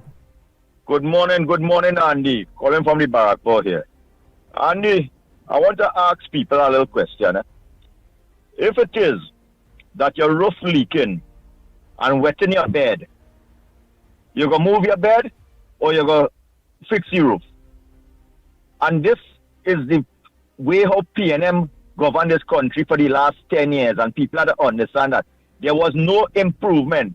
So for the 10 years, your roof just keep leaking, and all you're doing is moving the bed right around your room. You have to fix your roof. And Barry Padarat understand that, what? If it is that you are in charge of an organization, and for 10 years, you have seen no improvement in that organization, and when you bring it, and the good thing is that with Padarat, Hurricane Padarat, is that he just tell you it in your face. So it's going and shushuing in no press conference behind the back after. And it's no second-hand word. He's telling you, hey, you have failed in this organization for 10 years. I want results. I want to know that if Barrackport flooding out this month, and you in an organization to bring relief and contribute to alleviating the flood, next month when it rains, I don't want to see the whole of Barrackport flooding. I want to see at least a little improvement in the flooding. And that never happened under the ODPM and the last government. And now they see that all of them set of misfits and them coming out and making excuse and saying what they're supposed to be in charge of and what they're not supposed to be in charge of. The fact of the matter is not what you're supposed to be in charge of. Is what you're supposed to remedy. And that's what we're looking for in this country, solutions. So all them idiots and them who hold position, politically affiliated position, for the last 10 years, it's time you get them dinosaurs out of there. Put young, brilliant people or people who understand what they need to do and function in that position. We are in this thing to spend $60 billion in our budget every year. Quarter of the year done, the budget gone through, and you have seen nothing happen in the country, and people accepting that. And I would always say this, every PNM supporter that vote for the PNM should go and get some holy book and repent, or they commit a sin, and all you deserve to go to hell if all you don't repent and know that all you contributed to the downfall of this country and the disgrace that we are in right now. And if all you don't realize that, make peace with all your maker, because all you're going exactly where Rowley will be going when he see maker. That is in hell. Have a good morning, Pitbull. Take care later. Next caller, morning. Go ahead, caller.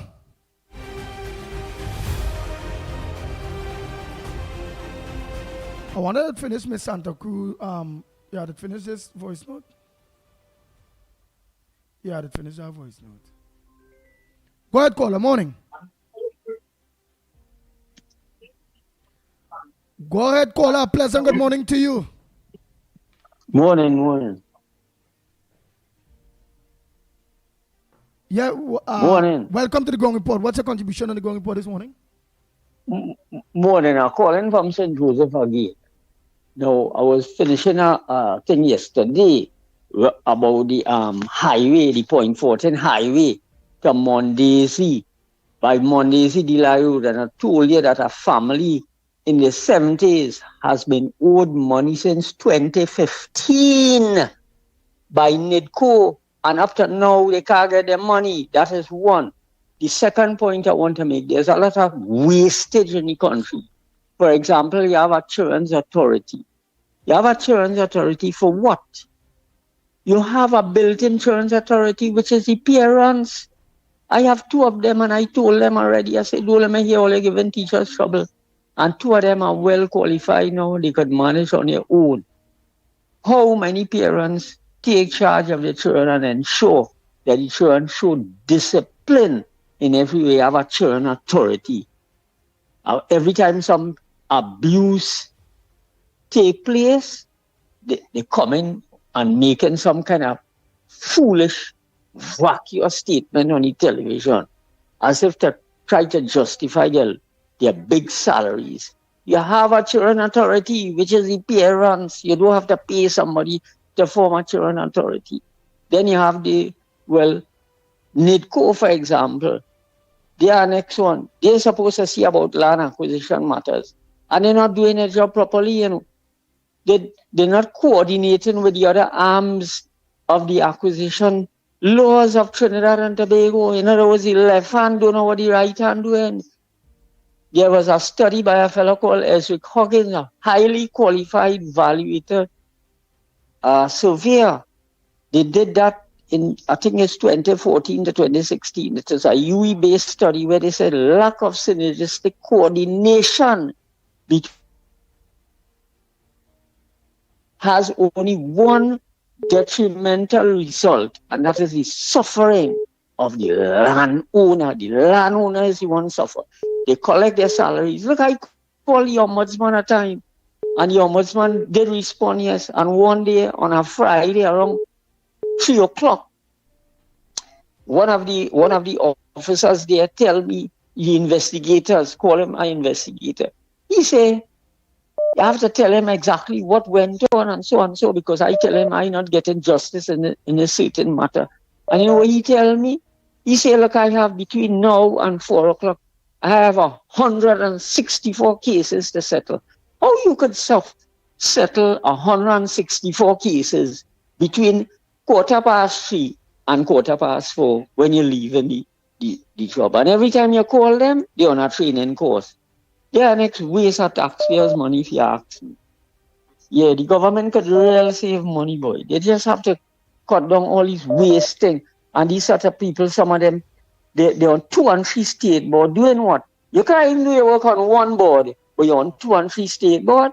Nah, man, that is nonsense. The country too small for that foolishness. You understand? So save the money, get rid of some of these deadbeat, waste of time people, and get this country moving again.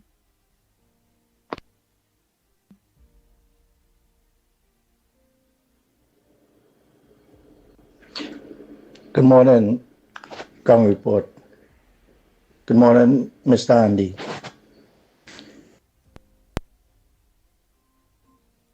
Go ahead, caller. Morning. Yeah, good morning, Andy, Lennox, Mickie, and Trinidad and Tobago. Andy, I called yesterday concerning some matters, and one of the matters was the carnage fish fries, right?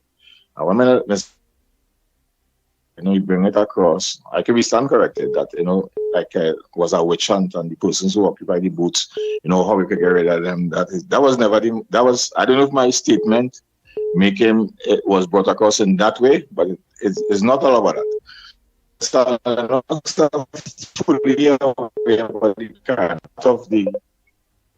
To try to address the situation, we had done an interview at the fish fries. I don't think I remember that. And the problem with the fish fries is the persons who were selected of operating them booths, right?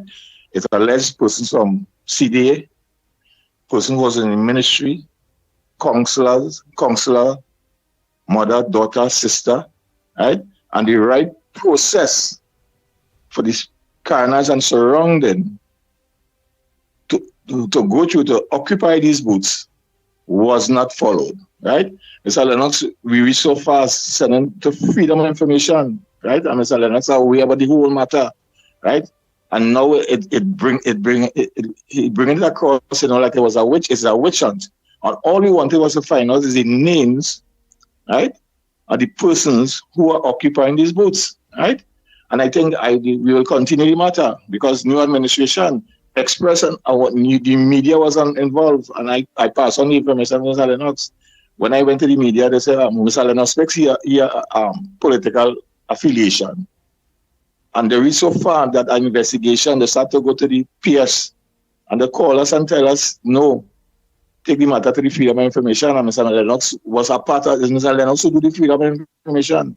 Right? So yesterday I was kind of disturbed when we bring it across, like how we can get rid of the people, and they went, no, that is not the issue. The issue is that the nepotism that played off in the fish fries, right? And all we wanted was to get the list of the names of the person and what process they use, right?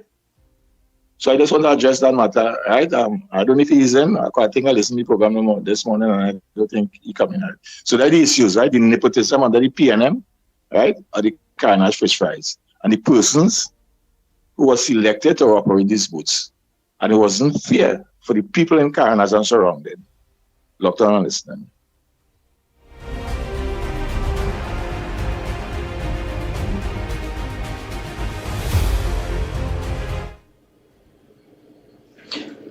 Good morning, Ground Report.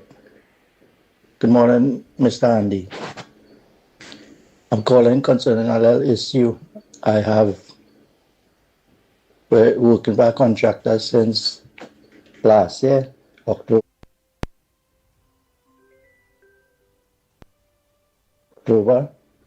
And he ended up losing the contract where he had with NGC. And he was owing a set of workers some $1,000 up to the state since last year, October, and he don't want to pay us. Can you help us?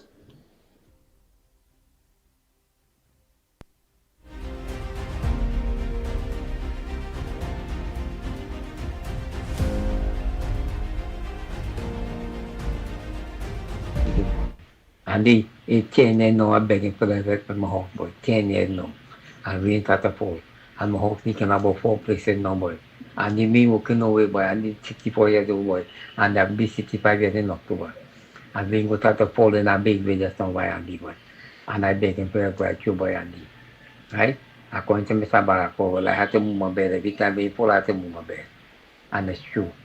But they say this government thing, I ain't going to move my bed because I'm not going to have the bill on my house. The Carapasa business government and the UNC and the Kudutia family, I will get the bill more than all of our blessing and the Lennox. Good morning. And to Mickie, good morning. Have a blessing, my brother.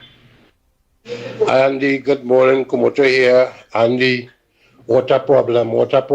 And it's going 3 months now with the people of Upper Bramble Trace, Kumoto. Does not get any water in our pipe. None whatsoever. We operate on a truck supply, right? My bill is paid. And Andy, I want Wassa to hear what I'm saying. Wassa, my bill is paid. Wassa workers getting paid. Andy, we need some water up at Bramble Trace, Kumoto, going 3 months now. Take care. Good morning, caller. Where are you calling from, or what's your contribution on the Ground Report this morning? Welcome to the Ground Report. What's your front burner? What's supposed to make news that not making news? Good morning, Ground Report. Here, Andy, Mickie, Lennox, and the family. I am calling on immediate dismissal of Rodney Smart, the man who is in charge of the ODPM. Because you can't tell me, from what I heard him make a statement last night on the news, when Barry Padaran, Minister of Public Utilities, criticized the ODPM for the lackluster way how they handle matters. We have spent millions and maybe $1 or $2 billion over the years since PNM is in power to do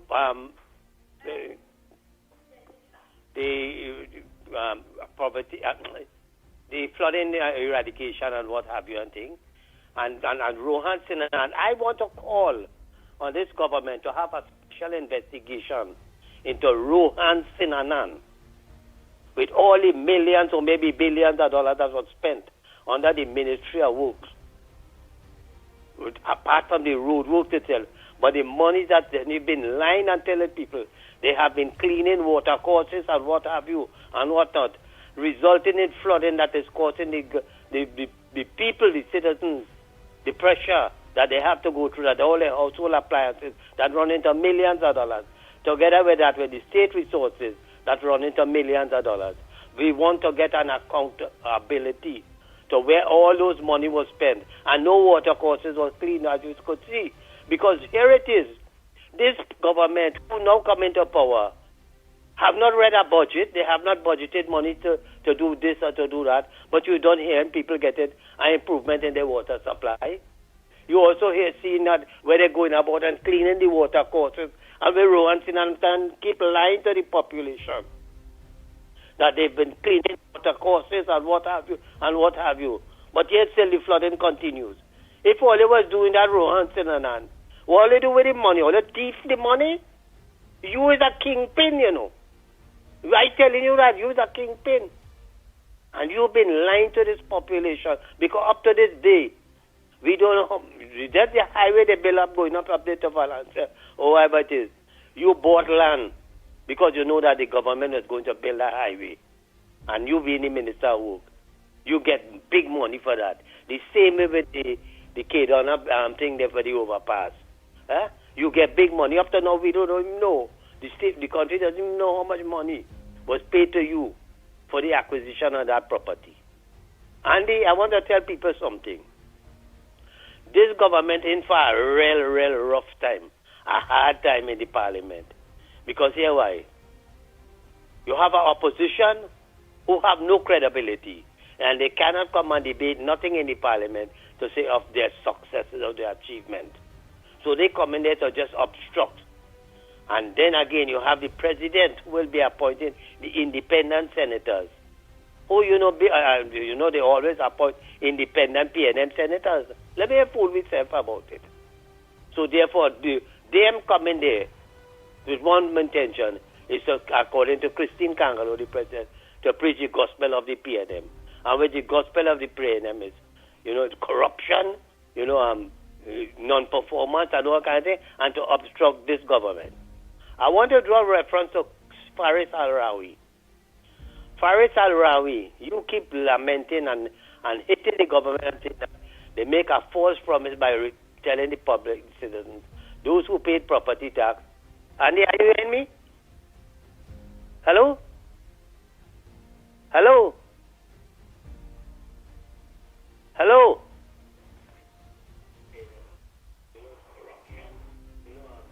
Hello, Andy? Yeah. Well, let me continue. Faris Al-Rari keep telling the population that the government make a false promise to the people. However, Aimbot said that they collected $90-something million in property tax. The money was supposed to go to the regional corporation, which they got not 1 cent. What did you all do with that money? Therefore, that money should have been have there in a special account to give to the corporation. And if it didn't do that, therefore, what happened? That money should be there, and now that could be refunded to those people who pay their property tax. But you see, all the central government, all you thief it, all you lick it up. Arawi, I also want to remind you that you were the man when they put you as Minister of Rural Development. They took $200 million from the the Stable Road repairs and what have you and whatnot. And up to now, no accountability with that money. That $200 million was spent. And the roads and everything in a bad state. You, the people, you, the PNM people, have destroyed this economy. Right now, this government is fighting hard to see how and where we could muster up money to deal and deliver the goods and services that the people need. And I am calling, there ought to be a forensic investigation into the entire operation of the PNM government, the squandermania, the thief, the corruption over the last 10 years by every ministry, and even some of independent institutions like the DPP office, the Chief Justice, and all of them, the Integrity Commission, the Service Security and Exchange Commission. All these people ought to be investigated, Andy. Because what they were doing is just sitting there, getting a fat salary, and doing absolutely nothing. And this country was crying out for help, that they bankrupt the country, they sit idly by and allow PNM to do what the hell they want. And today, look at the crisis we are in today. Look at what we are in. Huh? Now we have to go and look to borrow money to start back the refinery. We have to go and borrow money to see what the David campus. And plus, not only that, but the money that we had there in reserves, the Heritage and Stabilization Fund, the foreign reserves and everything. All you have depleted everything, including every ministry that had money. Because I remember the last time when Kamala Prasad Visesane were voted out of office, they left so much money, and every ministry had a surplus of money. So therefore, there ought to be an investigation, because the intention of PNM was to clean up the treasury and to bankrupt the country, to make this government coming in here now look bad that they cannot deliver the promises that they make. And they have a good day, brother. Thank you very much. Oh boy, Lennox Smith, a pleasant good morning to you, because I want to call the man whose daughter dead. So I was waiting for you to come and settle, but you go ahead, because I want to call the man whose daughter died during the COVID, bleed out during the COVID or something, so because they didn't stitch up the womb properly, however, and the time bar of 4 years is up on the man. Yes. All right. Are you hearing me loud and clear first and foremost? I hear you loud, but I ain't hear you clear. Oh my goodness. Yeah, I hear you better now. Why is that case? Why is that the case? Right, I hear you now. You hear me better now? Yeah.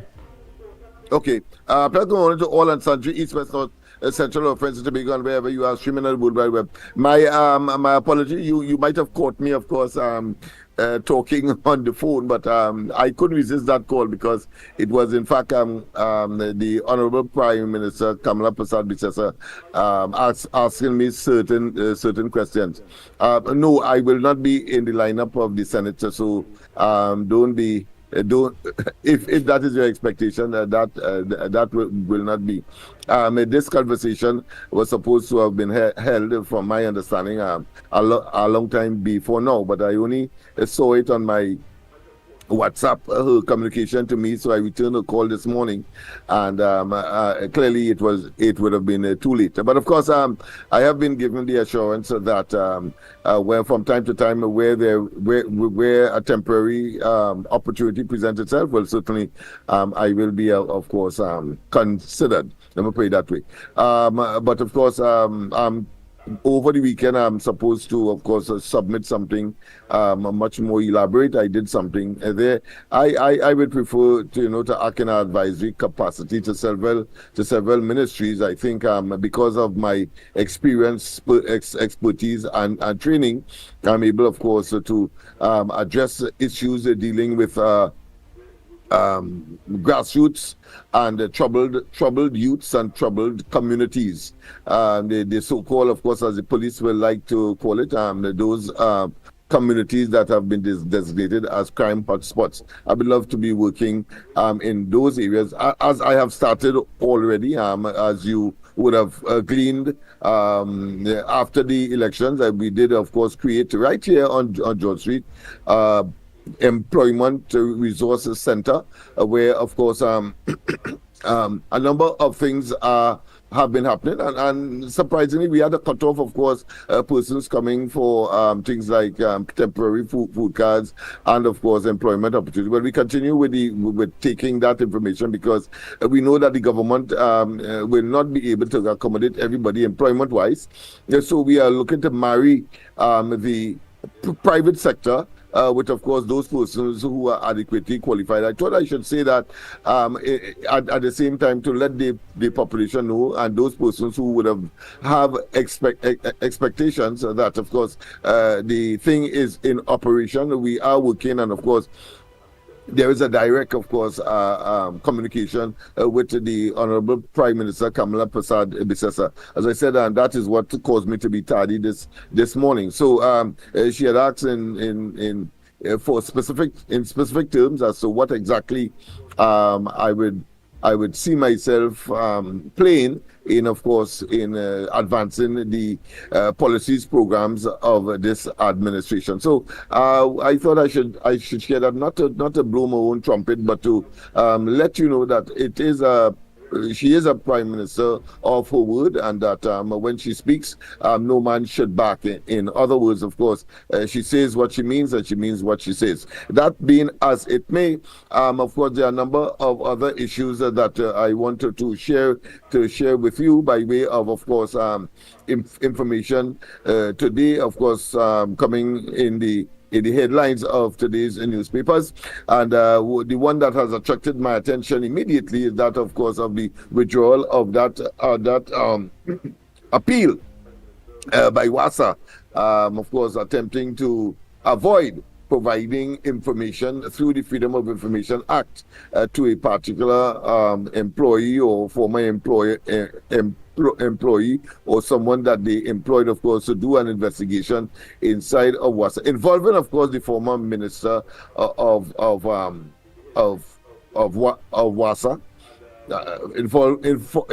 That has responsibility for WASA, but the minister would have been, of course, Marvin Gonzalez, who was, of course, the Minister of Public Utilities. So let's be correct here in terms of and as far as possible explicit in what we projecting to the population this morning. Well, of course, essentially the court of first instance, who first is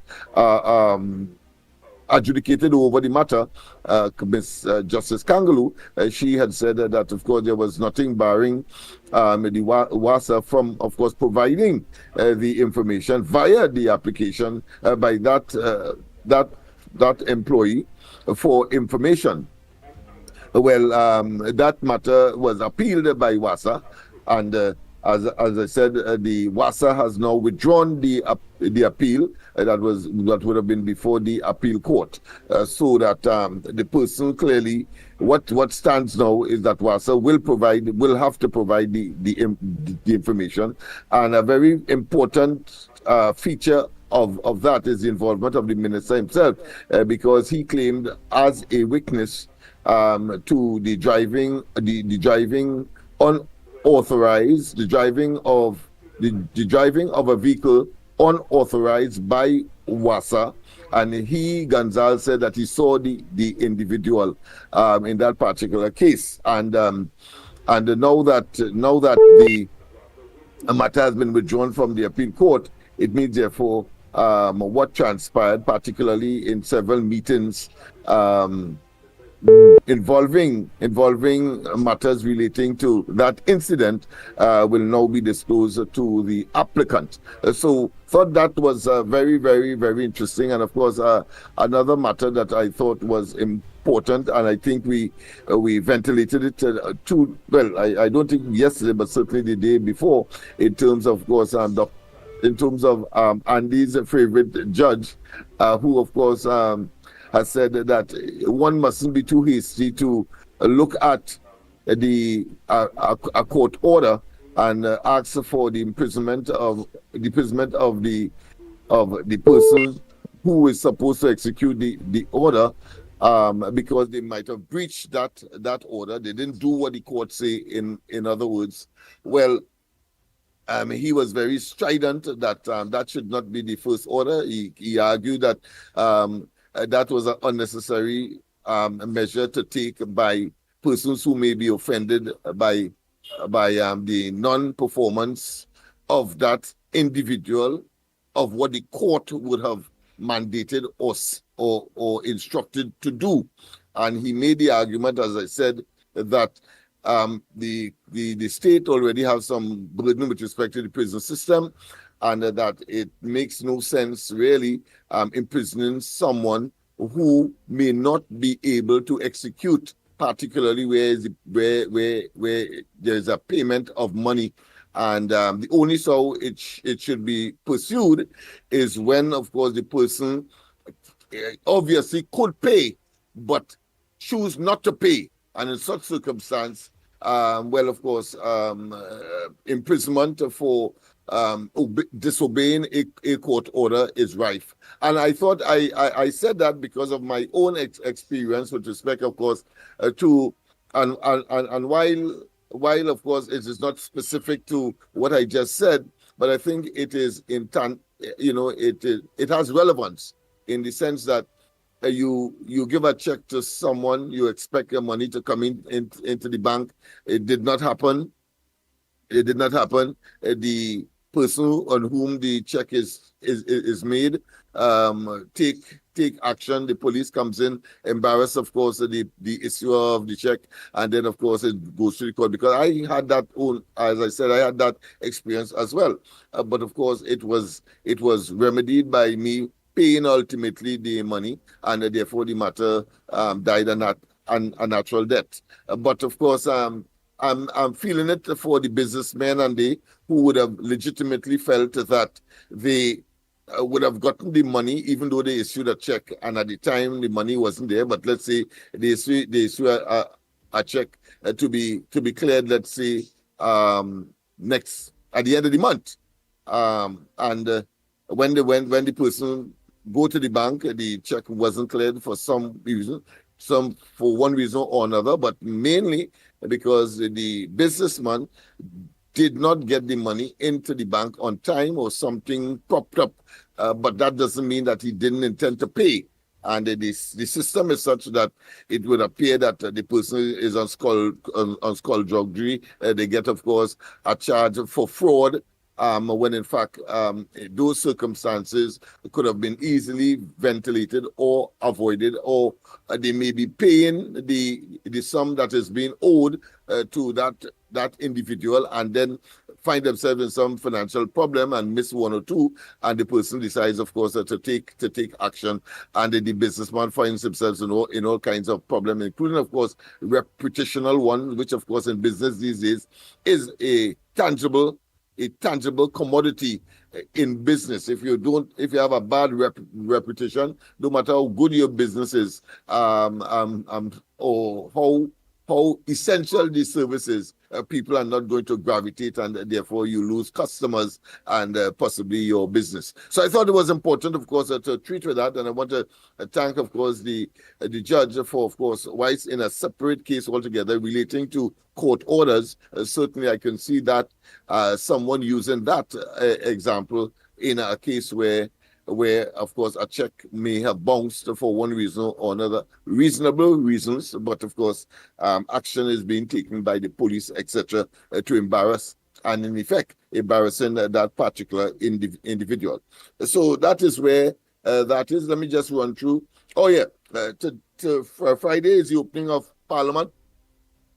And, of course, I just have the way how yeah, but let them know all roads lead to the Parliament Friday. Oh, yeah. But yeah, well, 12 p.m. I left that up to you because I know that is a given. But since, of course, you want me to say it, well, all roads lead to the Parliament on Friday, and the agenda is very simple. I have been given in fact, she told me that she had instructed persons to have me witness the parliamentary opening, both my candidate and myself.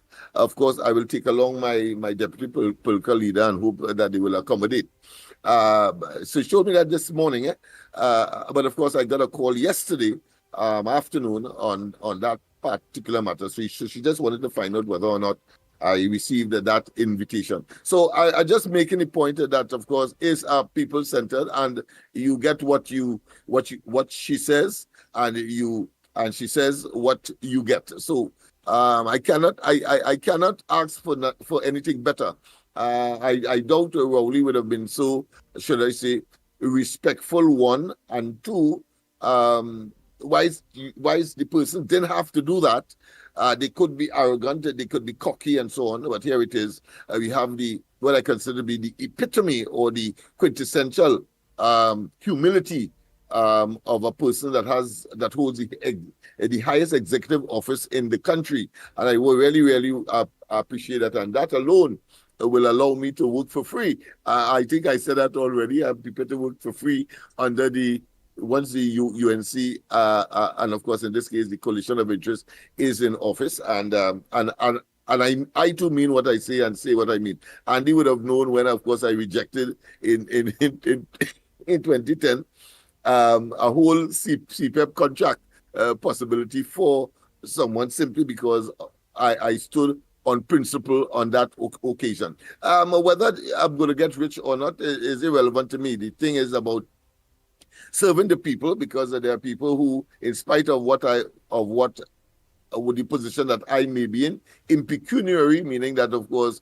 lack of money, as the case may be from time to time, I feel comforted from the principle of satisfaction is the best, of course, or contentment is the best form, or the highest form of human achievement, meaning that, of course, you're not going to be jealous of anybody. You love, of course, the people when they advance themselves. And I've seen my students, for example, driving a better car than me, and I'll call them and shake their hand and say, you have done well, and you're driving a better car than me. Well done. That is the kind of individual you are talking about. Whether that is rare or not, that is irrelevant to me. That is Lennox Smith, and that is how I will be. And I'm too old now to change. That being as it may, of course, what is the agenda on Friday? Well, the Parliament will convene, but there are several house matters that has to be dealt with. Let me just go down. Let me just put it in chronological order. The House of Representatives and Senate will meet separately in their respective chambers. So that's the first thing that will happen. That will happen or just before 1 or just after 1, because at 1:30 the plenary session, both houses will meet, where the president will then address both houses. But let's go down the line. That's why I tell them make sure reach for 12. Reach there for 12, because people will be coming in. All the MPs and senators will be coming in by all 11, 12 o'clock. Very good. Walking in there. Good. Even if we didn't know that was a very good intuitive recommendation that you made, Andy, and people have to thank you for that. I thank you for that as well, because I thought that everybody was just going to, but I want to know, and you don't know exactly who is senator, as the case may be. So with this piece of information here, I'm sure everybody will now be guided as to what the process is. So both houses will meet separately. They will have the various procedure. Let me just go down the list. The Parliament channel, of course, will be convening, or should I say, transmitting information from about 1:15 p.m. And then, of course, at precisely 1:30, the clerk of each chamber will read the proclamation. So that is when the both houses, I suppose, will meet. I'll tell you what happens when both houses meet in separation or in separate chamber. The national anthem will be played. But to be fair to the, you have to do my favor, to be fair to the fellow who lost his daughter, saying yesterday was to do the interview. And I told him today for sure for 8 o'clock. We done already past 8 o'clock. Go ahead, because we have time. If he's there, go ahead. I have no difficulty, because we can always say this, because this incident is Friday. Yes. So let me just. So if you have him online, I was. Until you got through. So I'll pause until that time. Oh boy! So you get call from the Prime Minister. Yes, boy. That is very good. Very good. Yeah. Nice. I'm calling the man there now.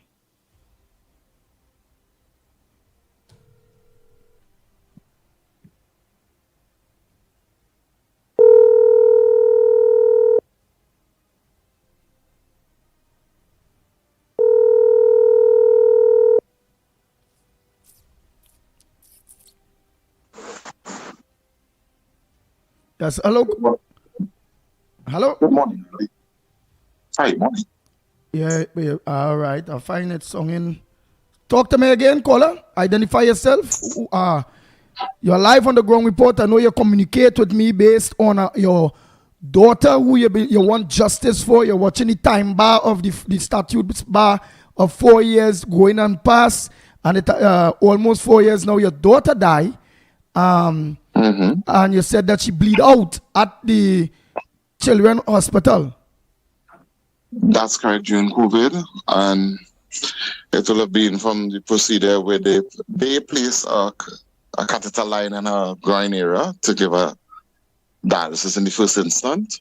All right, so just identify yourself and talk to the people of Trinidad and Tobago based on the justice that you're looking for your little daughter. How old she was when she died? All right, so she was 15 years old at the time of her passing. That's the first minor who died from COVID in Trinidad. Oh, she was the first minor. She was the first minor died from COVID. First child, yeah. Underage child that died from COVID, yeah. And her name was? Kiana Patrice. Kiana Patrice. Yeah. Wow. All right, so and what happened basically is that the reports that the doctors presented as to her cause of death, and they left out a whole lot of things that did not cover what really happened. So they just identified that the fact that she was a COVID patient, a patient with COVID who had comorbidities, which was end-stage kidney failure, and she had a history of renal failure, and that's basically the cause of that they put on the official thing. But what she died from is that you place a medical line into her for dialysis. You take it out and did not stitch it up. Then stitch the wound, send her up to the ward, and within 3 hours of doing so, she started to bleed out for at least almost 4 to 5 hours. And while she's on the bed, being given back blood products to build back her blood because the amount of blood she left, she lost at the time. As soon as the product, which is FFP, a very cool thick plasma, being pumped into her, which should have gone through a regular IV line over 4 hours based on the medical report. They couldn't find a vein big enough to put it in because of the loss of blood. So they used the dialysis line that is in her neck, the last line that they put in her neck. They use that, which is a bigger line, and more of the product is going to go in through that and faster. So as soon as they put on the switch to have the pump start to pump it into her, she instantaneously started to be what you call overloaded. So it's a cold product running through her body that is not warmed, because of lack of blood in it. So you have something cold being pumped into somebody's veins. And the child was asleep while you're doing it. And she started to bawl and scream as soon as they started going to her. I'm begging to the doctors to stop it, let the child settle down. And they refused to stop it. Even as she started having seizures from it. I pleaded again, could you stop it now? She's having seizures. They asked me how I know she's having a seizure. So the 2 doctors are watching a patient having convulsions in a bed, eyes rolling up and down in the head, and they're asking the guardian of the child, how you know they're having a seizure? The very moment they're asking me that, a 3rd doctor walked into the room, an Indian doctor with a black hijab on her head, talking to another doctor on the phone. I'm assuming it's a doctor because the person is telling the person on the phone the patient is having seizures. Walked around, the 2 doctors go to the other side of the bed and giving the information to the person on the phone, the heart rate, the pulse rate on the monitor next to her that is hooked up to her. And when she started to walk away from the bed, my daughter came out of the seizure and started to bawl along the place. I am hearing this doctor telling the person on the phone, the noise that you're hearing is the patient bawling. And she left the room. When I turned to the two doctors who still stood at the side of the bed, could you please stop that from going into the child? They put up their hand, one of them put up their hands in the head and said that. And they answered that, I don't know we don't know how again to do for her. We are not pediatric doctors. And they stood there talking amongst themselves while my daughter is screaming to the top of her voice. I had the ability, time to go through the Lord's Prayer with my daughter while she's bawling in my head. Because all this time she has not opened her eyes. And I'm praying with her, saying the Lord's Prayer. And they just stood up there talking amongst themselves. And after completing the prayer, my daughter started gasping for breath. And when after the second gasp for breath, I turned to them and tell them, could you check and see if she need oxygen? They came, grabbed her wrist, realized that they're losing the pulse rate. They call out for the nurse. Nurse, come and take daddy and keep him out of the room. And next thing I've seen is because there's a lot of people rushing into the room with equipment to try and resuscitate her. And 45 minutes or so afterwards, people started to walk out of the room, slowly going their way. And when one of the doctors who came out of the room was the head doctor, who I'm assuming the female doctor was talking to, she came out of the room because I did not see her enter the room because I was crying in the corridor. Right? So she came out of the room and she's telling me, Dad, we're so sorry about what happened.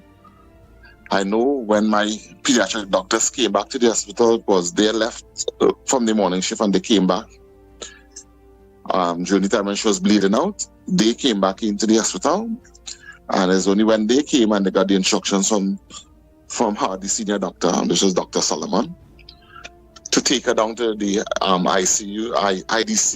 IDU unit, which is high dependency, and let them see about the bleeding because they can't stop the bleeding on the ward over the last 4 to 5 hours. So when they took her down there, all this happening in the high dependency unit. She said she could account for what happened when my nurses, my doctors came. But what happened after that, we need to run numbers because she went from 0 to 100. And we need to run reports as to what she got and how much of what.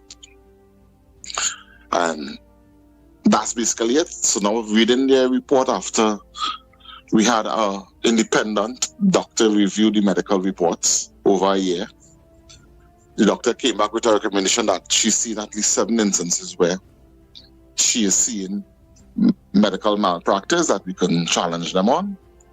And based on that, my lawyer at the time was Umlala, presented a pre-action protocol letter to the NCRHA indicating that these are the grounds that we think that you guys are liable for the untimely death of the child. And when we got their response after 3 months, they are indicating to me that one, when I said that initially when you put in the access line under my daughter's leg, you did so. And after doing so, one of the doctors came back to me and called me out of the ward. That's about 45 minutes, 30 to 45 minutes after they put in the line and they left. One came back to me, asking me, Dad, did you sign any consent form in Mount Hope for us to cut and put this in there? I said, no. Anybody in Couva give you anything to sign? No. So that doctor is now bringing it to my attention that they misstepped. They needed to get written consent for them to cut her and put that medical device into her. Okay? And you're there, right? Yes. You go ahead, my brother. Yeah.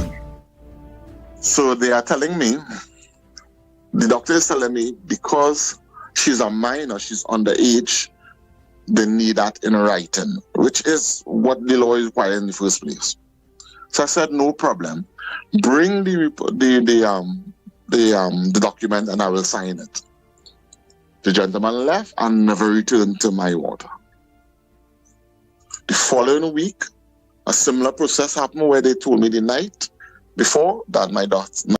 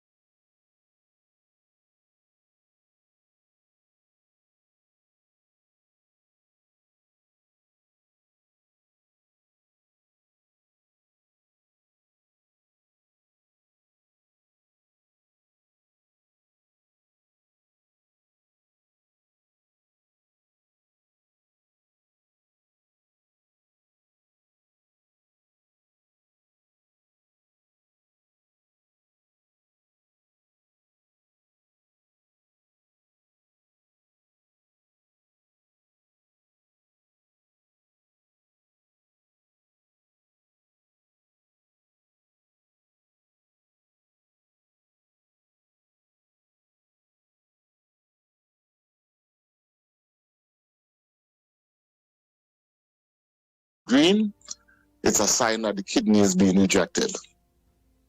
So over the years, I've been looking for that sign, and that was the only time that sign came up where she started to vomit green. And that's why we end up in hospital to check for COVID. All right? So she had no breathing issues like that. So all the things that people were dying from COVID, the usual thing that they lost breath, that they couldn't breathe, that was not an issue. The issue is that she lost kidney function and she needed to have the blood clean. All right? When this gentleman tell me that, based on their report, when you read their medical report, they are stating to me as a defense that the doctor indicated to me all the risks involved, told me all the risks, and I verbally confirmed for them to go ahead. Which, if you're being legal about it, it means this is not making sense. In that you cannot tell a parent or a guardian or any patient, I'm going to do a procedure to you that may kill you. Do you understand the risk involved? Yes. And continue without having that non-indemnification letter signed. The mere fact that you're telling the person that there's a risk, you should have your letter for them to sign off stating that they understood that you're going to take a risk and you could possibly die and you have consented. These people do not have a letter like that because the none was ever signed. And I'm telling my lawyer after this response came, I said, but that's a very, what you call a low-hanging fruit. That is something you could easily challenge them and win them on. He's saying, no, but and he just dismissive. And even to the fact down to the end, they're saying that where I had was to plead and beg for them to stop infusing her with the cool blood plasma. They neglected to see anything like that I actually withdrawn consent, everything from them. Because as the guardian of the child, if I tell the person that the child is in discomfort and I want you to stop it, I am the legal guardian and they're supposed to follow my instructions and stop it right away. And they failed to do so on multiple occasions, and they just left the coal product being pumped into my daughter's body, which had little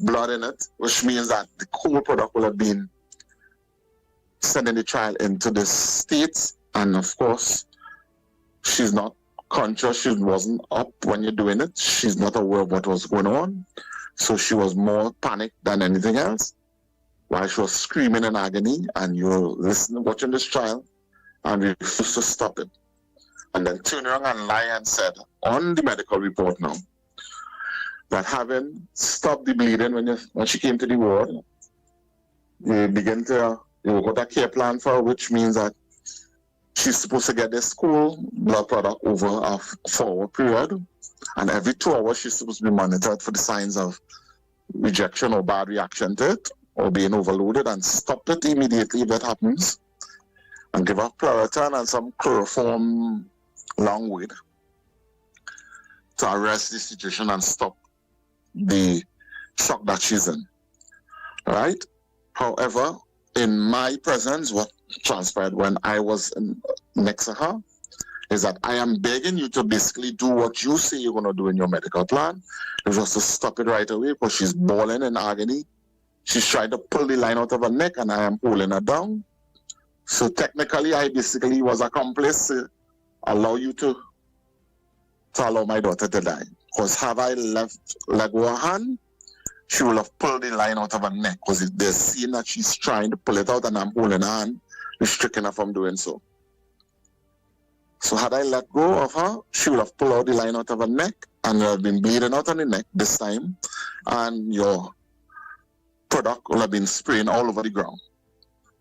But because I know she is in the ward there, because she was bleeding out on her leg, I decided not to let her go and continue holding her down, begging her to stop while she's bawling and screaming in agony.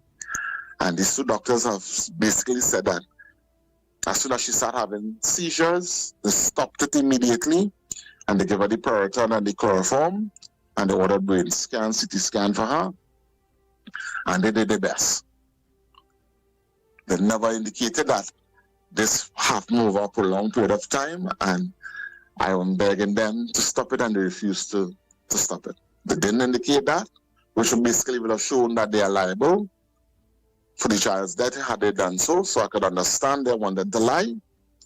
But because of the fact that they did so, that they lied about what transpired, every single lawyer that I've had reviewed the case, which is Umalala, Prakash Ramada, and I had at one point this gentleman from Tobago, Martin George, but he was just charging fees from up front for everything, just talk to me, was fees just to read her file, was fees, so I stopped.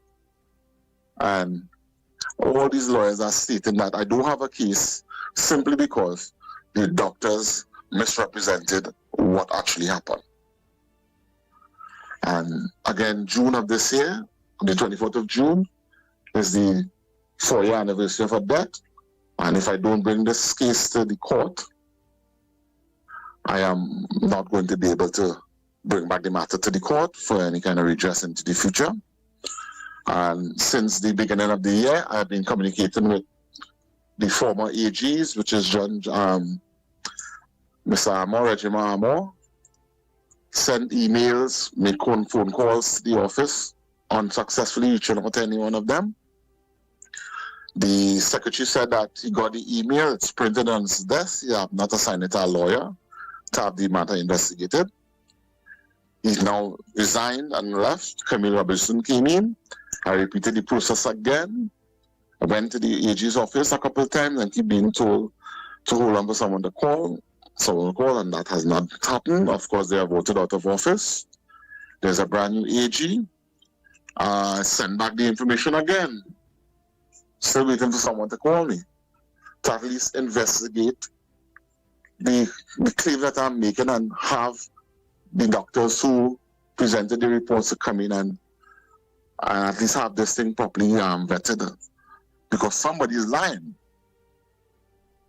And that based on the lie, I'm being denied justice and the ability to challenge the doctors in the courts. So at this time, I don't have anyone in my corner legally to represent me or to go this stage, because even at this stage, it should be done with a lawyer involved, but all the lawyers seem to think that it's an uphill battle, and it's a matter that is going to be very difficult to prove, of course, because if they're relying on the doctors as reports on it, obviously it's going to be my word against them, and apparently in Trinidad and Tobago, doctors don't lie. All right, we understand. Lennox Smith, so the former AGs and them, and guys, so what? For they to organize and start an investigation into it, and besides that, so basically the AG's offices who defending the NCRHs, they defend all government agencies. So instead of running an investigation where a past patient is claiming that these things happened in front of his face, in his presence, you strictly relied on the fact that your doctors just simply said, this is what happened, left out a whole bunch of information that could show that they were negligent, and just go with a sanitized version of what happened, that she was in seizures, they stop it immediately, they give her this, they give her that, and she died. Wow. All right, so Lennox Smith, most lawyers are telling him that, because we get the drift, most lawyers are telling him, Lennox Smith, that waste of time is not a case that he could win. The time bar is June, coming the 23rd of June. The 24th of June. And all he wants is justice for the negligence of his daughter. With your little understanding where he stands. Unmute your mic.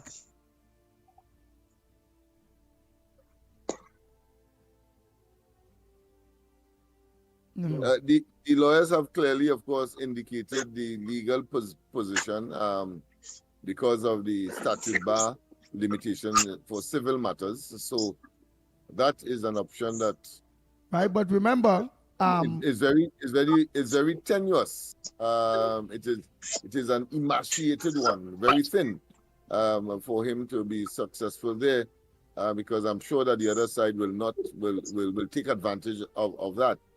And the one that is probably open to him that may create some kind of relief for him is, of course, approaching the government itself via the minister, bring the matter to the attention of the minister, and see whether or not some kind of consideration will be given. Something similar to that of, let's say, those persons who died in that tragic in the industrial matter, in that pipe owned by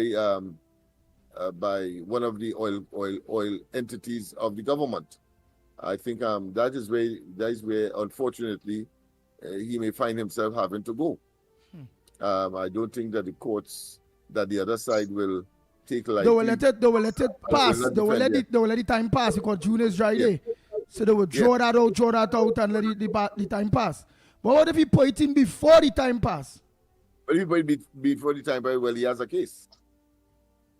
He has a matter that he could reasonably vent in the courts. All right, but what it is you're missing? You're missing a lawyer to put it back in before the time pass, or? All right, hold on.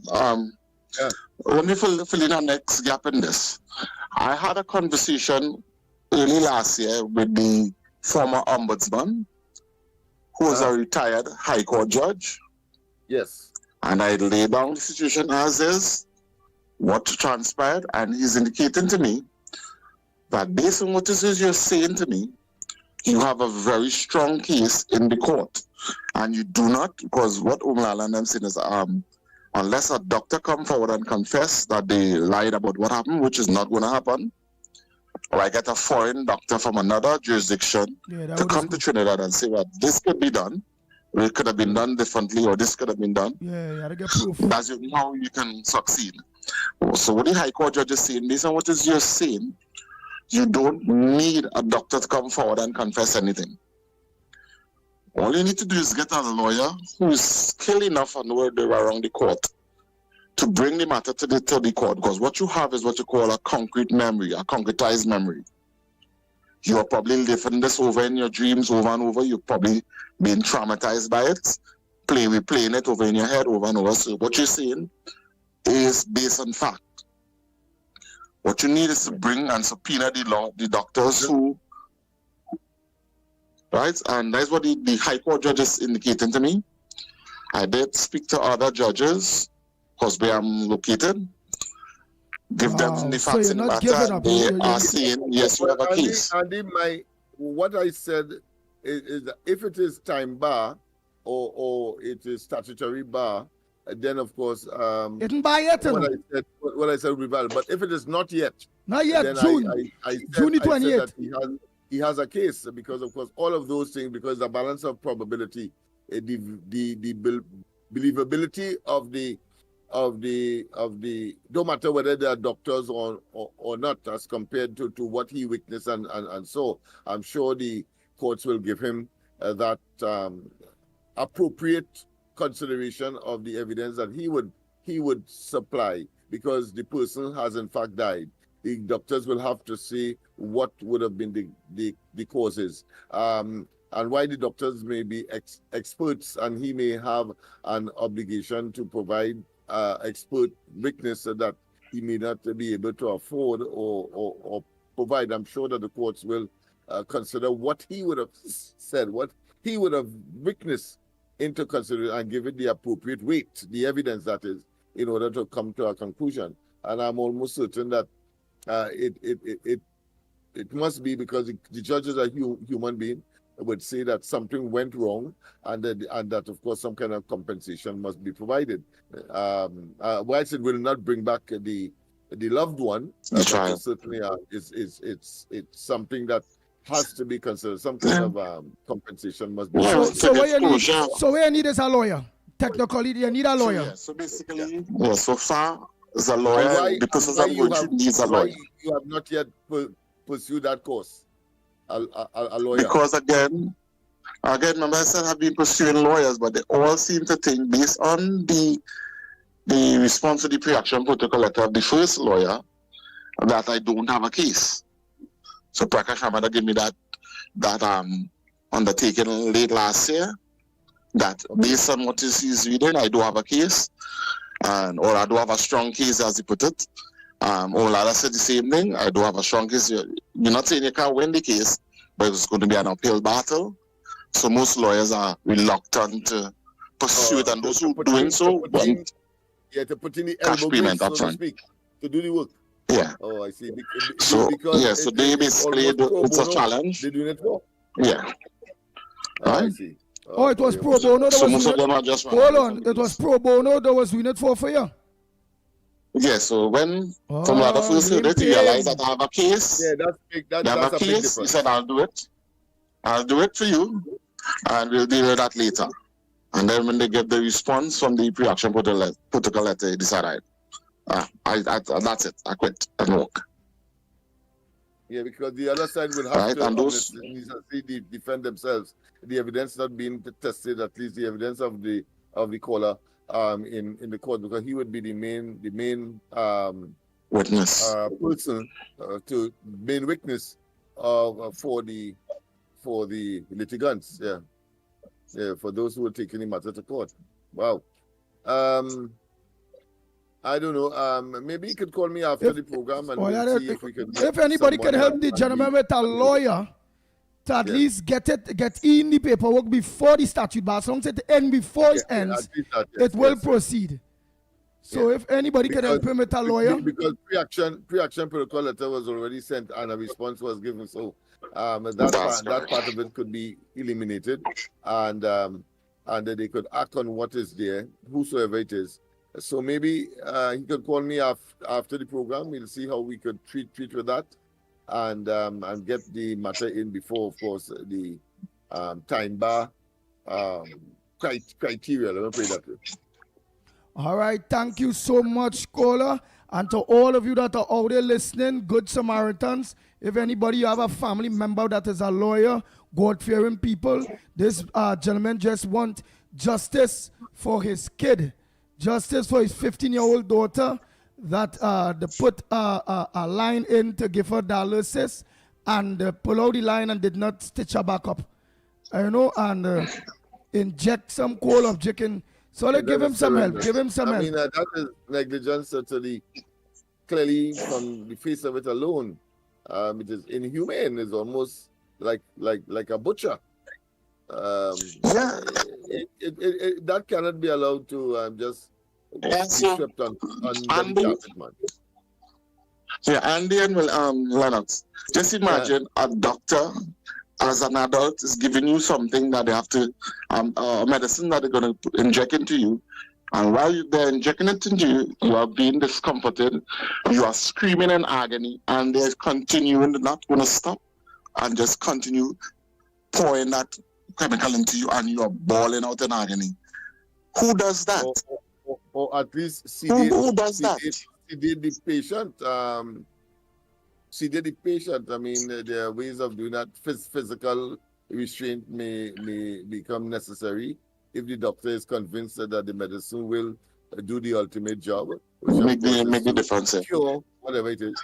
But if that situation exists, there must be some kind of protocol, some kind of medical procedure to create, or to, should I say, alleviate the discomfort and the actions of the patient that may appear to be inimical to what the doctor may be prescribing. Because if they're pulling it out and all of that and so on, then there are ways and means. But let's see how that pans out. So you call Lennox Smith after the program. You see that number from the screen, 337-6940. You see the little ticker in front, underneath Lennox, the floating green sticker with red writing. 337-6940. Call Lennox Smith after the program, right? And anybody that do you have a phone number that you'll want to give out in case you have a lawyer or somebody that can help you to get a lawyer, so they'll be able to call you? Give them your number, please. Not Yeah, sure. we appreciate that as I well. can You be could phone me as well contacted. and probably provide that information. And if you are a Yes. lawyer So and you have listened to this a very tragic case, you may want, of course, to make an intervention in the interest of justice.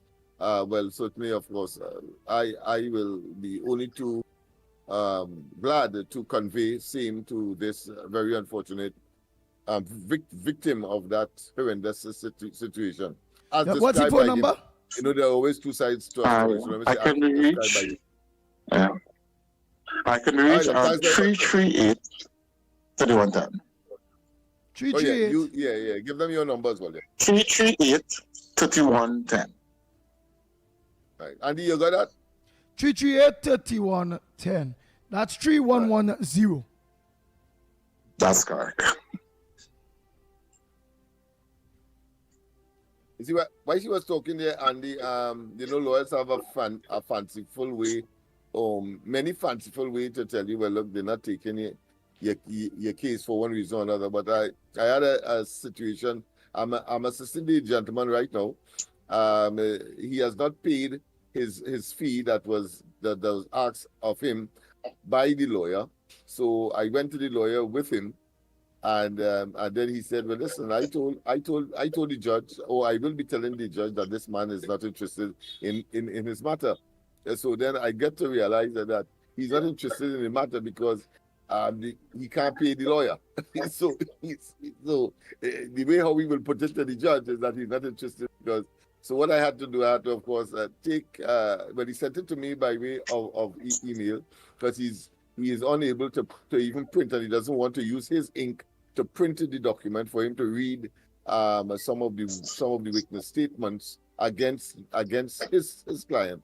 So I had to ask him to send it by email for me, and then I would print it as I have done and give it to the client in order to take it back to him. So at least that part of it, he doesn't have to spend his own money to, of course, achieve. So there are fanciful ways of telling people because you can't pay how a lawyer will get out of that situation on the basis of impecuniary disposition, meaning that you don't have money.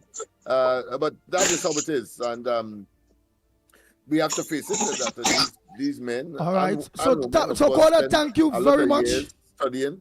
And they want compensation for their time because that is what lawyers is all about. Knowledge and time is of vital importance. And so you can't vex with them. But where you have those who have taken the time, and I could call some, even Anand Ram Nogan and, of course, Ram Dean, Ramesh Maraj, etc., in spite of their popularity and their success, they still find time, of course, to treat with matters that they consider to be important, especially in circumstances where people may not be financially adequate in order to, of course, pursue such litigations. So I'm sure that with the hearing on the ground report, somebody will come forth, whether it's lawyer or a good Samaritan who may be able to make some kind of recommendation. All right, thanks very much, sir. Oh, he's gone? Yeah. Morning, nobody here. So, real quick, here's what I suggest the guy does regarding his daughter. The case of his daughter. You need evidence. Your word is not going to be enough. So, focus on the liquid itself, the drug that they use. It would have been in a liquid form. And it would have been given through intravenous, IV. So, when you give an IV, it's a volume of liquid, so they will start off at a particular volume. So let's say they start off at 1 liter. And it is given at a specific rate, meaning X amount of milliliters per minute. All right? Now, your argument is, early in the administration of the drug, you realized that she was having a reaction. And you would have specified what you saw. You saw a seizure, you saw this, you saw that. Okay? They would have said, their counter argument is that as soon as that reaction was seen, Just like you saw it, they saw it, they reacted, stopped the procedure, and gave the medicine and so on to the person, okay? To counter the allergic reaction, right? It's more or less anaphylaxis, I think, happened to her, right? But your argument is that, no, they continued. Despite you realizing something's wrong and asking them to, they continued. And they continued for, well, you could give them your testimony, how long you think they continued for. Let's say you say they continued for another 15 minutes. They say, no, we stopped immediately once the father and us realized something was wrong, we stopped immediately. You are saying, no, they kept going for 15 minutes or whatever it was. The volume of the drug remaining in the bag is your evidence. Because again, there's a volume, there's a rate it's being given at. If they are saying they stopped immediately, it will have more remaining in the bag. You'll be able to very easily calculate how much was used in a given time. Bam. You would get your answer in time there.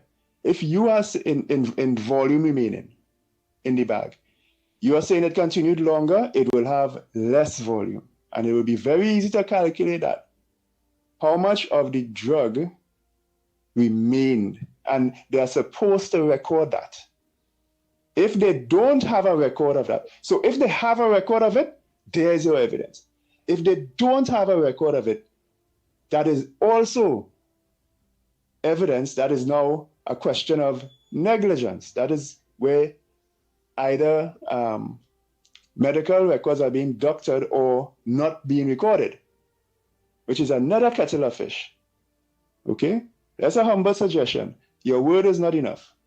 Yet the evidence, I think the evidence is the volume of the liquid that was used across time. That's your hard evidence. So push for that. Get a lawyer who would push for that, getting that evidence in hand. Well, clearly that ought to be the case. But the first thing you have to get is a lawyer to consider those areas, because I'm sure that would have been some of the consideration of a lawyer that is prepared to put in the hard work. And as he rightly said, but as he has told us that there, and of course one of whose reputation I cannot question, but told him that he doesn't have a case. However, of course, he went to the ombudsman, and the ombudsman said something of a different nature. But of course, that is dependent on whether or not his version of the events was in fact so. But I still believe that the outcome could be the adjudicator, the judge, or the jury. I think he should take the risk. I think he has more to gain than lose, and of course, public interest in these matters, I think, will also be on his side in terms of pursuing the matter to its natural conclusion in the courts of the country. So he has to get over the hurdle of making sure that he files before the statute bar, and then of course getting a lawyer to look, among other things, that which of course was just mentioned by our good friend who comments on matters of this nature. So that's that. As I was making the point before, that here it is, you have lawyers not wanting to take a case because you can't pay. So, and I like the term he uses, say this man is not interested.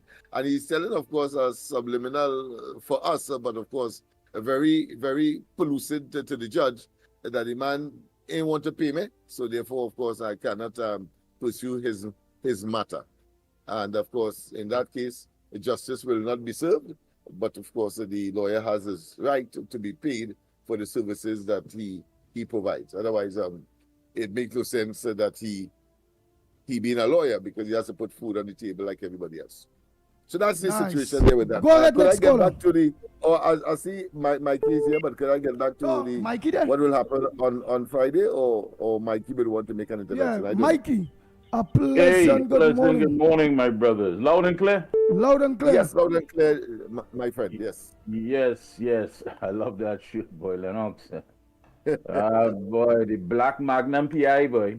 Hey, my brother Andy Pitbull Williams, what's going on, my brothers? Lennox, tell us, please, Friday. Let people know just how important it is and what does it mean. I believe it's the 13th Parliament sitting. Yes, the yes, 13th? it is. Right, Yeah, the 13th. Very important. Yes, indeed. Of course, the agenda of the day will include. It's not just the coming together of both houses, but there are some foreplay, so to speak, before all of that happens. So the House of Representatives and Senate will meet separately in their respective chambers. So that's the first thing will happen on that day, long before the 1:30, when of course both of them are expected to be in one chamber. Usually where the the House of Representatives sits, and of course the president will then address them. So Parliament channels will cover the matter from about 1:15. At precisely 1:30, the clerk in each chamber will read the proclamation. Then of course the national anthem will be played in each chamber. After that, of course, the proclamation, of course, saying that the sitting is in operation, etc. Then the president of the Senate and Speaker of the House will be elected and take the oath for affirmation in their respective chambers. Wonderful. Yes, and then after that, of course, the Vice President of the Senate and the Deputy Speaker of the House will be elected and take the oath or affirmation in their respective chambers. Yes, Lennox, but you're right.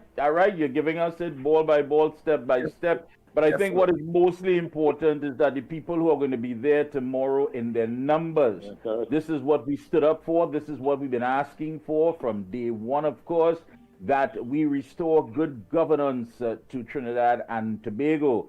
Tomorrow, the 13th sitting of the Parliament means just that we have indeed put that back where it belongs when dealing with our democracy and our rights as a people. So tomorrow, wherever you're coming from, come down. Lennox, of course, 1:30 is the ceremonial opening. Yes, 1:30. And of course, I think what is vital as well, I think people should know what really happens, because sometimes you're puzzled and you go there and you are ignorant as to what is happening. Well, the presiding officer of each chamber will announce at some point in time that Her Excellency wishes, of course, to address both houses of Parliament, and then, of course, they will proceed. The presiding officers will proceed to Abercrombie Street. So that's just outside on the eastern side of the Parliament, to await the arrival of Her Excellency. So both the president as well as the speaker, who would have been elected previously on the same day, just before, members of the Senate will make their way to the House of Representatives, and then Her Excellency will arrive and inspect the guard of honor assembled on Abercrombie Street, and then Her Excellency will enter the Parliament building and shortly thereafter proceed to the House. To the House chamber, that is the lower House chamber, that is. That's right. Yes, Her Excellency will address the members of both houses of Parliament. So that's the plenary session we talked about earlier. All right. After the conclusion of her address, Her Excellency will depart the chamber, proceed to Abercrombie Street, accompanied by the presiding officers, to dismiss the guard of honor. So all that time the guard of honor will be outside. When she went in would have taken place. Then of course return to the diplomatic reception lounge. And then, of course, the presiding officers will return to their respective chambers and conclude business. Guests will be just two more items to conclude this whole exercise. Guests will assemble in the rotunda of the Red House for a reception. Her Excellencies, escorted by the presiding officers, will join invited guests in the rotunda of the Red House. And then, of course, finally, there will be a short program with a few remarks followed by entertainment. And that brings down the curtain of his proceedings. Yes. Very, very important. Thank you so much for that. So, folks, you know what you're in store for. And those of you coming down, come down. The ceremonial opening is at 1:30. And all members of Parliament will be taking their oath of office tomorrow. Yes. All members of Parliament. So you don't want to miss that. Come out, give your support. We have indeed done what we've been talking about for far too long. Now it's time to get down to business. And officially, business kicks off tomorrow with the Parliament, the 13th sitting of the Parliament, the Republic of Trinidad and Tobago. Who's on the outside, Andy? I don't know if you have any voice notes. I don't know if you played any Good Morning TNT. But tomorrow it's very, very important. Come out and give our entire team that support. Yes, the best of the best, the creme de la creme, everything that is going to restore good living in Trinidad and Tobago. And you know our people. Come out, come out. Paula, morning. Good morning again, gentlemen. Barakpo here speaking. Go ahead, Barakpo. I'll be there and I'll be wearing white to signify honesty, decency, integrity in government. And we're looking for a new and a clean way forward. And I hope that after the first sitting, and when we hear the first debate in Parliament, we don't ever hear PNM open their mouth again for the rest of their life in Trinidad and Tobago. The second point is, concerning the gentleman with the issue we're having with the malpractice and thing, I think nobody get wrong in the sense that the evidence and thing is after the fact of what the man is requesting to get somebody to represent him in the court to bring the matter first in front of a judiciary. And then evidence would have to come to support the case and make who liable in that instance. So right now, thinking about how much medication remain in the sack and thing, that is a little preemptive right now. We want to see the matter. But the whole thing about this whole scenario, especially in Trinidad, you see this thing where we already talk about the Cosa Nostra, we have to take care of each other. That's what is happening in that same circles. Somebody go be doing something, and as soon as a few phone call make, they go say, hey, you know, that is so-and-so sister and this one daughter, them went SAGs together, or they went Benedicts together and them kind of thing. And then you go see the same lawyer who was representing you decide now that, boy, you know, better we settle this thing outside, or that's how it is working in Trinidad. I closely aligned to the medical system in the country, and I could tell you, it have plenty issues like this. As soon as you see you decide that's how you're bringing up in front of a magistrate, and everybody agree, then you'll hear the phone calls that they make. This one, you know, that one mother from the grandfather side and all this kind of thing. Because remember, it's Trinidad and Tobago. And then you'll hear a different story now. And especially if you don't have money and you don't have a real representative in this country, you're in real trouble. So I hope something works out for the gentleman. But like I just said, you have to get somebody to bring it to the judicial system first before we talk about getting the evidence to make the prosecution. So have a good morning, gentlemen. I'll see you all here tomorrow. I have an old bottle of Old Pa home. It have a little moss in it, about 15 years old. I wonder if to walk with that and some glass, boy, because this is a momentous day for us in Trinidad and Tobago. You know. And Lennox, like he and Alwari went in Macy's and shop, or that shirt looking like one of the shirt where Alwari is wearing pants, you know. Yeah. I don't watch him, you know. We have to watch him closely. Have a good morning, gentlemen. Take care. Tomorrow. I tell you, when the money is there, man sitting in a mansion, you had to look, you know. The black Magnum PI was. Yeah, and we have over there, we have. Morning over here. So again, my argument is you need evidence. A lawyer responds to instruction. If you, as a client, are pushing a line along testimony, you know, he's not going to want to pursue the case. As well as don't presume that lawyers know everything, or that lawyers. So a lawyer may not understand the argument I just put up there regarding using evidence of the remaining volume. If you go to the lawyer and say, listen, I think the evidence of the volume, the remaining volume, because they started with a certain amount, is a specific time, and the cutoff time, whether it is according to my testimony versus their testimony, you will end up with a certain volume remaining. And that is the evidence. That lawyer will scratch his beard and say, you know what, I think I could pursue that. Don't presume that they are know-it-alls. Okay, you as the client need to instruct as well. And you see, the thing is, it's a kind of a win-win. If the evidence comes out, so the lawyer uses his office to press the hospital to release the evidence of the volume remaining, and then you can determine the time and all of that. If the evidence comes out that, hey, you know what, they went much longer than they said they did, well, there's your case. If the evidence does not come out, meaning they hide it, or it was never recorded, that now is a criminal matter, because they are supposed to record something like that, how much of a particular drug was actually used. So what this guy is pushing for is a civil case, but there are criminal pieces to it. And by stirring the pot, so a lawyer start digging for the evidence of the volume remaining, somebody started sweat beads to say, oh, we get catch, somebody's going to turn court.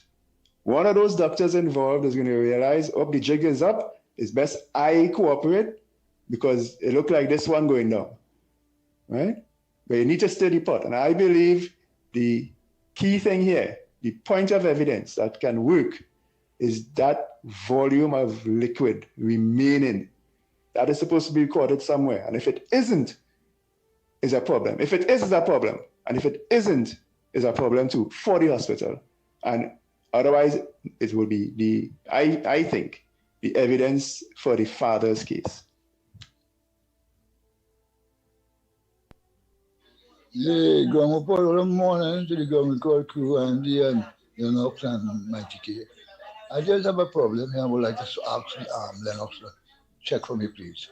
When Salam investigated Mr. Imbo to the National Insurance money, the amount of money, I want to know if he put it back in the PNM government, put back that money. Is that because that is the cause that people cannot get the National Insurance money after applying for so long? I mean, a lot of people are applying for their money and cannot get it. So what is the cause? Why can't Kamala put her minister who is in charge of social welfare and these kind of things to investigate the National Insurance Board and see what it is that is taking them so long to pay people their money? Is it because Mr. Imbo take how much millions of dollars, 40 and change $1 million out of the National Insurance money? Let us know that is people's money that was there, and we would like to know what is happening with it, because some of us are already dependent on that National Insurance money. You understand? Because there's money that they put aside there that if they want to, they don't hesitate with the pension already. You understand? Tell us about our National Insurance money. Yes, Labour's PLM gets the job. What about the UNC people? What about the people who supported the UNC? Are they not entitled to get a job? Are they not marble citizens? So why it is that the people in charge of CTF under Imbo is only hiring people if they believe there's PNM? Once you are not a supporter of the PNM party, you wouldn't get any work. So it's a lot of young people who I know, like myself, who voted for UNC, and nothing is happening for us. Nothing is happening for those youths. Only the PNM people are getting CTF groups, 5 or 6 of them groups, and it's only PNM people. You understand? If you only have any belief that you are UNC, you understand? No job for you with the CTF. And UNC say when they win, everybody win. So let us put some people in, new people to run the CTF in Mahaval. That's so. Certain people, everybody will get a break. Good morning, Mike and Andy, Lennox, Mickie, and to everybody out there. Andy, I really, really felt sorry for Stark. My heart went out to this boy, especially how they beat him up. The boy mouth and he was bleeding. somebody set up Stark. But Stark, now I get Stark wrong in a little way too, eh? Stark know the situation in the country, right? Because never mind, the government tried to change the situation in the country. We have a lot of nasty predators out there. Somebody knew what Stark was going to do, and that is why they did that boy that. And I feel really, really sorry for him. But I really hope, as he said, he wouldn't recover the money, but I really hope he gets some justice. Really, really hope that he gets some justice. And Lennox, apparently, we can't talk about some politicians in this country, right? But wasn't Rowley the one who said, right, that when you put yourself in the political arena, you're up for people to be scrutinizing you? So then why it is that we must talk about some politicians? Why it is that I'm going to say it? Why it is that we must talk about Karen Marcel? And he's a politician? I don't care who he related to. If he do nonsense and want to come after me, let them come. Right?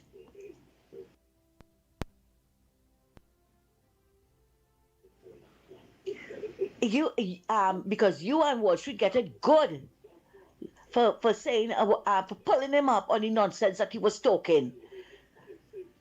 How it good for some and it not good for all? He put himself up as a politician and he will suffer the consequences as a politician. And who vexed? Too bad. I don't care. Too bad. And Andy, did you listen to my voice note about the pervert? The drunk pervert who like to send pictures to ladies? Have a good one, Andy. Andy, good morning to you, Lennox, Mikey, and to everybody out there. Andy, it was a shame and a disgrace to see what Rowley did with the DB campus. That beautiful building. We saw pictures when the UNC left office, and that's before, and we saw pictures after what took place up there. Rowley priority was not in education. Rowley could have fixed his school, but Rowley wanted to put his own signature on useless projects, vanity projects. The money that he took and spent on Milfleur, Stormyer Castle, the president built over a whole new but the amount of money look like there's a whole new president placed the bill over, right? Whitehall and all these places. They could have fixed that DB campus. I am so ashamed of how they left that. It just goes to show you this nasty mentality that they had. But Rowley sat down in 2015 in Paris Suites, a conversation with the nation, and said no government should neglect projects that was started by the previous government. And Rowley turned around and do the same. The same thing he condemned the UNC for not finishing the Taruba Stadium. Right? He come and he do it. And that too, the amount of money that was spent on that Taruba Stadium could have finished the DB campus, fix it up or whatever. Look at now how much money this government had to put out now to finish that. That's for the people of the country. And despite what these nasty racists and them saying, it's not for UNC people. It's for everybody. It's for education, tourism. But you see, their minds so stink. They can't see past the race. Thanks a lot, Andy. Good morning, Mikey Lennox. Andy, hey, Mikey, nice to hear your voice. You know, that guy talking there about Professor should investigate the NIS and the this and the that. Oh, Father, Lord, help us. They'll just come in there. They're not even in the parliament yet to go to swearing tomorrow. Give them a chance and they're going to do all of that. Just have a little patience and sit and wait. What is wrong with these damn people that can't understand, you know? Andy, Lennox and Mikey, I just listened to Miss Santa Cruz. No, Rowdy Pirate was not education. It was the red couch. They don't realize that. Oh Lord, them one of them in easy, you know. Gentlemen, good morning. Calling in relation to retirees, police retirees. All right. There is a specific law in place indicating that retirees generally should be dealt with in a speedy and efficient manner. All right. The law is in place to accommodate that. Now, the commissioner, in my opinion, should be placed in a situation where he should be charged if he's failing to supervise on the neglect of duty, as the case may be. Whereas these things are not being done in a timely manner according to the law. The law is for everyone. It's not for him alone, as the case may be. I have been waiting 2 years for my benefits, and I'm seeing nothing is being put in place to accommodate this. Like I have been calling the program constantly, requesting some form of assistance. No one has reached out to me. And to this point and to this date in time, they have not found my document, which is lost in administration. So I heard you all talking about a lawyer this morning, the lawyers to represent or lawyers who can advise in a situation of this nature. Because I have communicated with other officers, some who are not even collecting an interim pension at this point in time. And how are they surviving? How are they surviving? So if a lawyer, if you can distinguish for me a pro bono case, or if a lawyer is willing to take a case and probably we pay later on, this is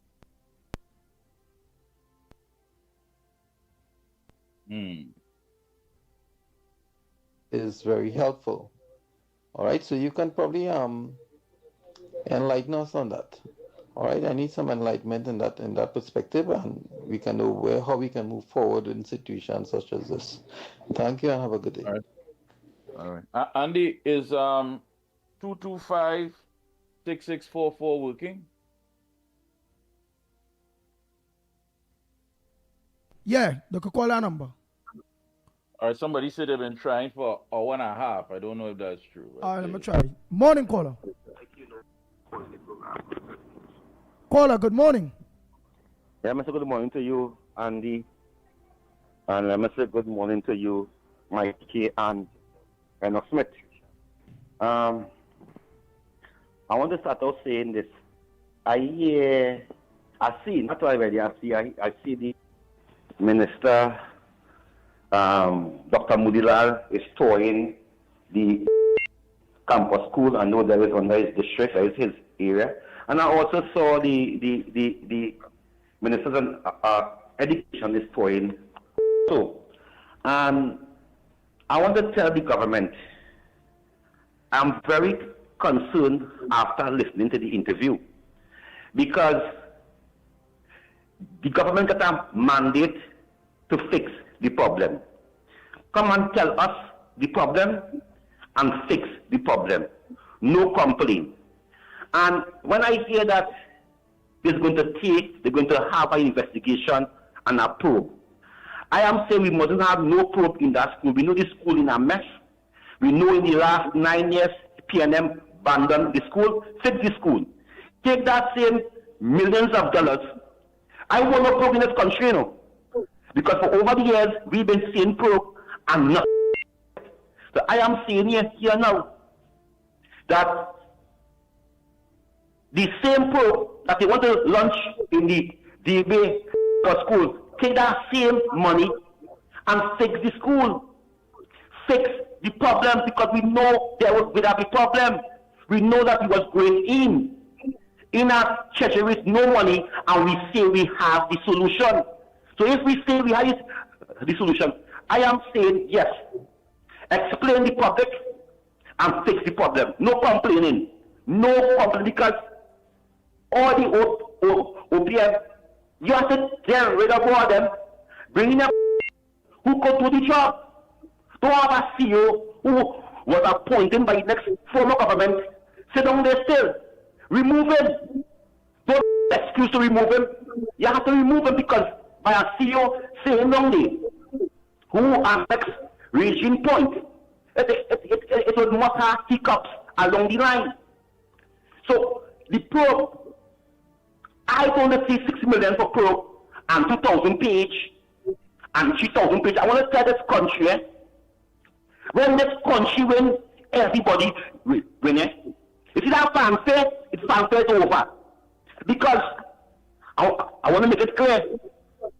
In the last 9 years, I fight for 2 schools to build in Portsmouth South.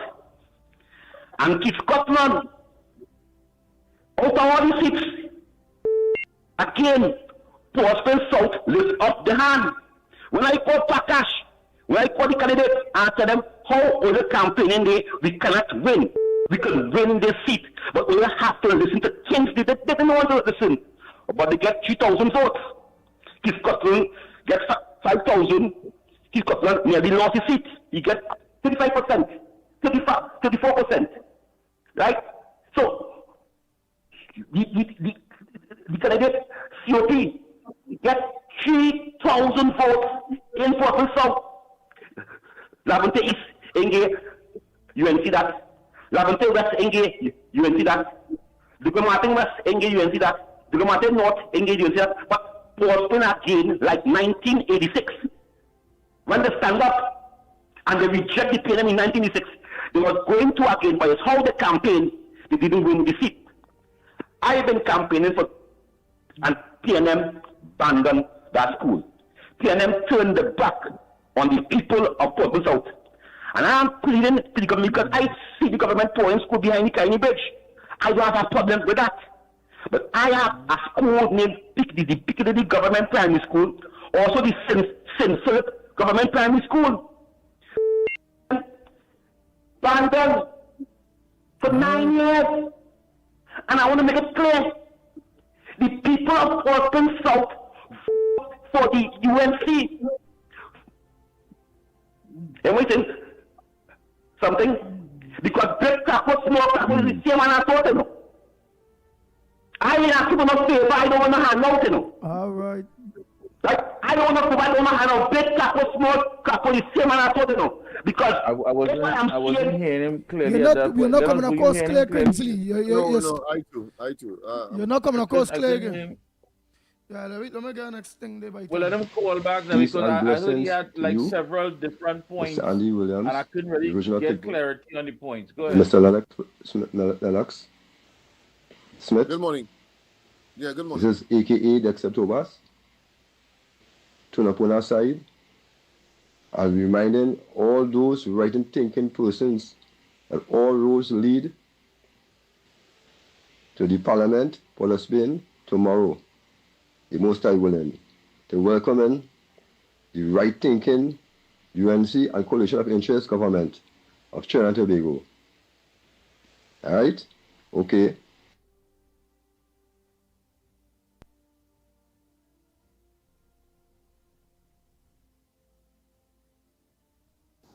Gentlemen, good morning. Good morning, Andy, Lennox, and Mickie. Good to see you after a little while. Gentlemen, when you hear people take matters in their own hand, when there is so much crime and murder taking place in the country, it is because people have reached to the pinnacle of their stress. People have reached to that level that they just cannot take it anymore. Imagine that I am living on my own property on lands that is about 50 feet in width by about 800 feet in length. And the property on the eastern side and the western side of me is of the same width and the same length. But lo and behold, the property on the eastern side of me is rented by a gentleman who now lives in Pinal. And he rented the property to some Venezuelans. It is divided into two, in the front and in the back. So I cannot escape the noise from no side. But what is strange is that the gentleman, whenever you ask the gentleman to intervene and take consideration that there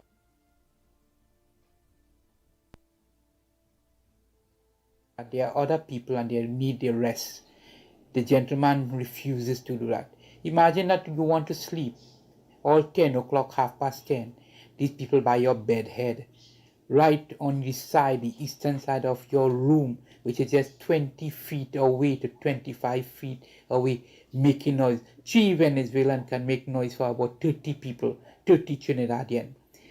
You understand me? This is when you reach a stage that you are fed up talking. You have made a report to the police station.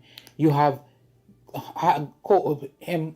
put the matter before or highlight the matter on a newspaper, and the gentleman still refused to budge. What is the next step to do?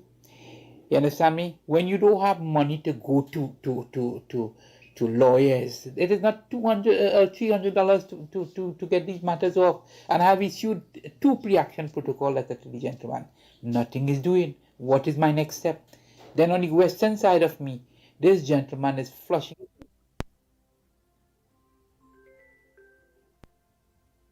his tenants, which again are Venezuelans, tenants and their sewage into my property.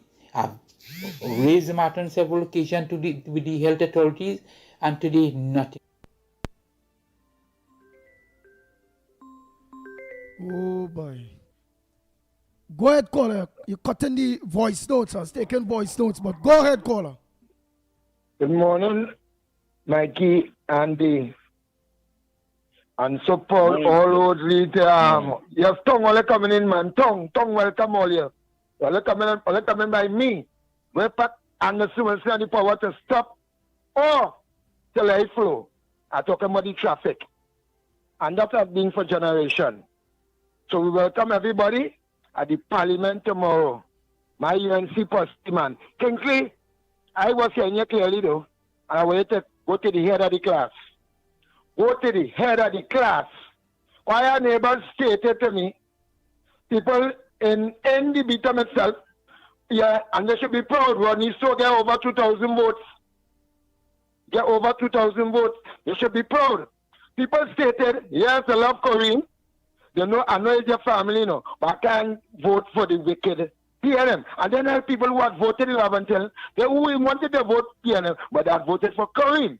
So also very, I feel very excellent proud of my nephew who will enter parliament tomorrow. Just as all my UNC candidates, MPs, senators, ministers who had held and gotten proper ministerial portfolio. I'm very happy for them. Who is happy for them? That is all you. Right, that is one. I feel, and the bottom line of my thing is, people in Lavantel vote for UNC too. People in Caroni vote for PNM too. People all over. But I know, you know what? I've been coming radio talk wise, we don't win, I know we don't win. So my work I did for how much? 18 years, including me and Casey pushing on up on that and a lawyer. Nobody remember these things. The list can go on and on, Like when this one who always below Kamala, this was a fuck dirty looking one. Yeah, I'm African sister, but she does be dirty looking. But she was for clothes. Who wanted to be the minister of social? Who wanted to be the minister, newly minister now of social development? He wanted to be outside headquarters, and he just go on and on. So I can see, I understand what you're talking about. Like when Andy said, Anderson, all have a bowl cut up there, boy. We had to cut that chain over the savannah, when the pushback was going on. So, Kingsley, I feel you. Another thing that activists like you and myself may not want to come out and say, I welcome in all in tongue. And if somebody feel all about bigger than my own, me no business. I don't go by the parliament by myself. I will protest by myself. And dominating all the protests. It could be a place lit with joy. With joy. Right? So some of the old people keep on their race while they're living. And the next thing I want to, before I leave, my squad will be there. My squad will be there. And secondly, another thing I'm proud of my family for, I'm not against homosexuals, I will never be against homosexuals. Bring that energy tomorrow. Bring that energy tomorrow. Yeah, to come in tomorrow. To the opening of the parliament. Bring that energy. Yeah, so long, my sister. Man, come off of personalities and who say and them say. Stay focused. You've come too far. All of us have come too far now. to be dealing with these petty issues. Stay focused. Keep the narrative where it needs to be kept. We have to defend our prime minister. We have to defend our government. This is what we fought for. This is what we stood up for. This is what we pushed back for. Not all that petty talk. Keep that energy for tomorrow. Tomorrow is a historic day. All members of parliament are going to take their oath. We are going to see the representatives that we believe in, that we know is going to put country first. Come out in your numbers. Come out. Let's talk about this, that I can't handle that. Today is a new chapter, man. Keep all that nasty, blighted, rowdy behavior to yourself. There's a new chapter. Stay focused. We have Andy. Andy, good Another morning. protest shouldn't be hiding. Right? I People like me and Kingsley will be in front. pain And we could be in front because I tomorrow had too. a similar experience in hospital with my son some years ago, where he went to dialysis, and after doing dialysis, he came home with his vehicle to take him and bring him back, and they forgot to cut the line to close off the valve properly. And when he came home, his thing was bleeding. And he said, Mommy, why this thing bleeding so? When he looked down, he's been brushing. Then he had to call them. And we have to take him back for them to cap off this thing. They forgot to close the thingy line properly. And my son was bleeding. You understand? So they do make mistakes. These things happen. You understand? Also, there was a time he was unresponsive. He was in ICU and he came out and all these different things that him on water. And he was refusing to take some medication that I wanted to give him. He said, until my mommy come, I'm not going to take this medication. That's you all something new you all putting in me, and I don't need for it. He had explained to me what it is, all these different things. And because of how he was responding and all these different things and getting on, they wanted to give it to him. And someone called me, a doctor or a nurse, I think it was a nurse, called me, one of his nurses from the dialysis area. They called me and they told me that he's not responding, he's not following doctor's instructions and all these different things. And they wanted to give him this thing and the other. And I need to come. I took some time to get this. So when I did get there, it was really late in the afternoon with the visiting hours was over and everything. But I was allowed to go on the ward and so forth. And when I went there, they said I had to sign. For he was an adult, but my approval, he always do everything. And they wanted me to sign this document. That way they call and say on the phone, they want me to come here. That was the reason why I come and they want me to sign this document for him because he's unresponsive, whatever, not responding properly. Yeah, that was the word. So they wanted me to be there to sign this document or whatever. So I said, okay, I'm coming. When I get there, the document was already signed. And I asked the nurse, she said he's asleep now or whatever. And she said, I said, well, somebody called me, the doctor called me, a nurse called me and told me that I was supposed to come in because they wanted to sign some document, they wanted to give him something, they wanted to give him whatever. I can't remember exactly what was it and thing. And when I get there, it was already signed. And I told her, I said, I didn't sign anything. She said, but the nurse looked at his file and she said, but okay, we see consent form sign and whatever. I said, but they tell me to come and sign it, but I have never signed anything.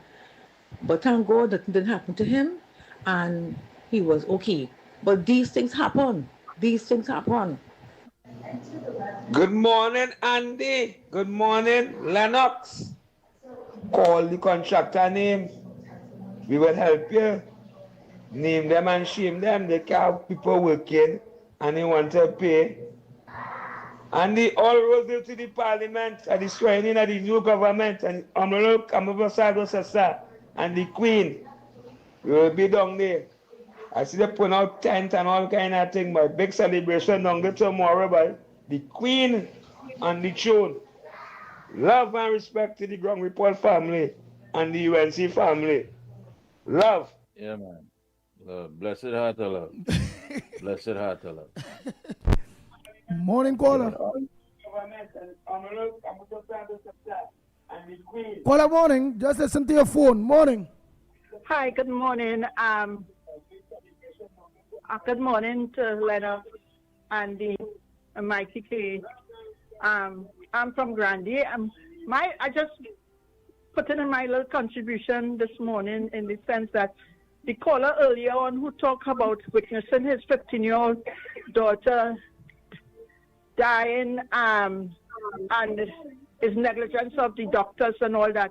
But we have to put it back and remember that at that time in COVID, Rowley and them needed a certain amount of debt so that they could come out and tell the people, you have to take the vaccine, you all have to take the vaccine. So a lot of the people who died in hospital, it wasn't so much it should have happened, but they needed a volume of people to say, look how much people already died in the COVID, so you all have to take the vaccine. I never took the vaccine because I know it was wrong, and people that I knew advised vaccine. If you take that vaccine, you'll have 3 years to live after because it's damaging and destroying you. And Raleigh combined with the people, and this was a set up in small TNT, Trinidad and Tobago, and the lives that was taken, we put it in the basket of Rowley. Is Rowley and the people who is responsible.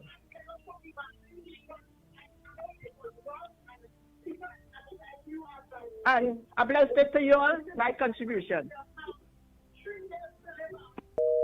All right, thank you very much. Oh boy, oh boy, oh boy. So the lines are open. A time check. It's a 9 minutes to the hour of 10 o'clock. To the hour of 10 o'clock. So you all have at least 5-6 calls to come in. So the lines are open. Oh boy.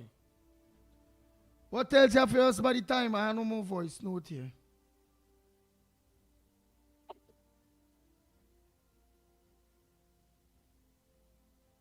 Andy, Lennox, Mickie.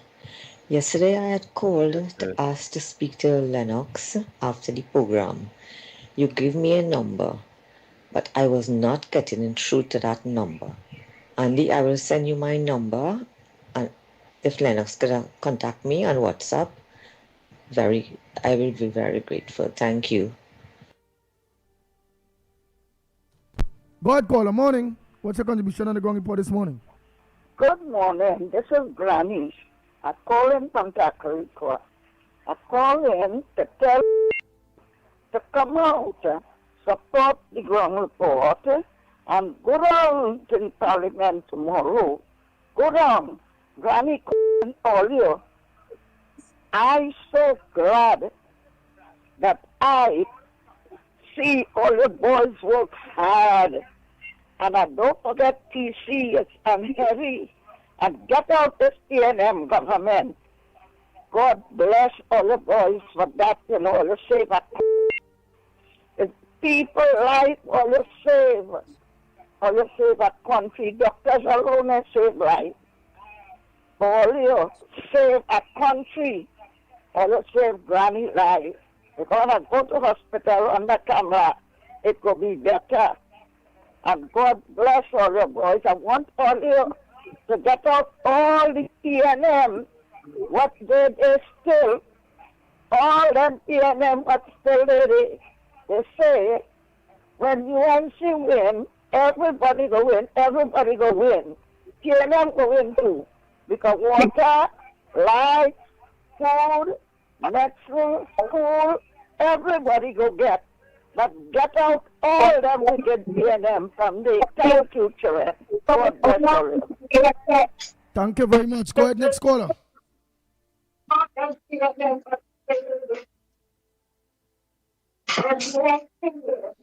Go ahead, Ramnarayan, Canada. Go ahead, Canada. Don't listen to the phone. Go ahead. To the radio. Well, to the gadget. Good morning, Andy. Good morning, Lennox. Good morning, Mickie K. You know what I want to say this morning? I'm going to be very short. Mm-hmm. This guy, Marva Gonzalez, why you come out there? People, if he's still in government, they're acting as if they're still in government. I want to say what they want. Plus, Stuart Young. Why didn't they come and arrest themselves? Or go somewhere far from Trinidad and don't ever come back? You lose. You're not in government. Don't behave like you're still in government. want to tell the members of parliament and the ministers what to do. No, you had your chance and you blow it. Because you brought the country down to dust. So just shut up all the mouth and go all the way. Marvin, Paris, Stuart Young, all go all the way around. All have no business pushing all them out in the government business.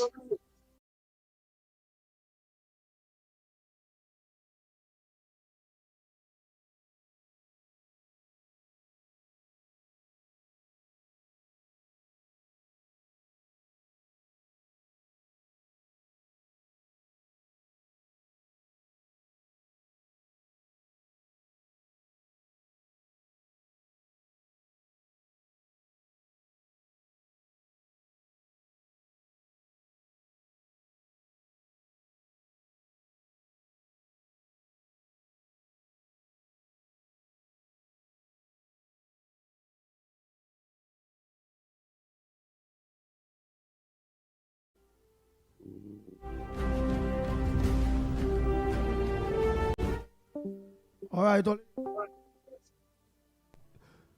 lines are open. The lines are open. Time check. It's 5 minutes to the hour. 5 minutes to the hour, yes.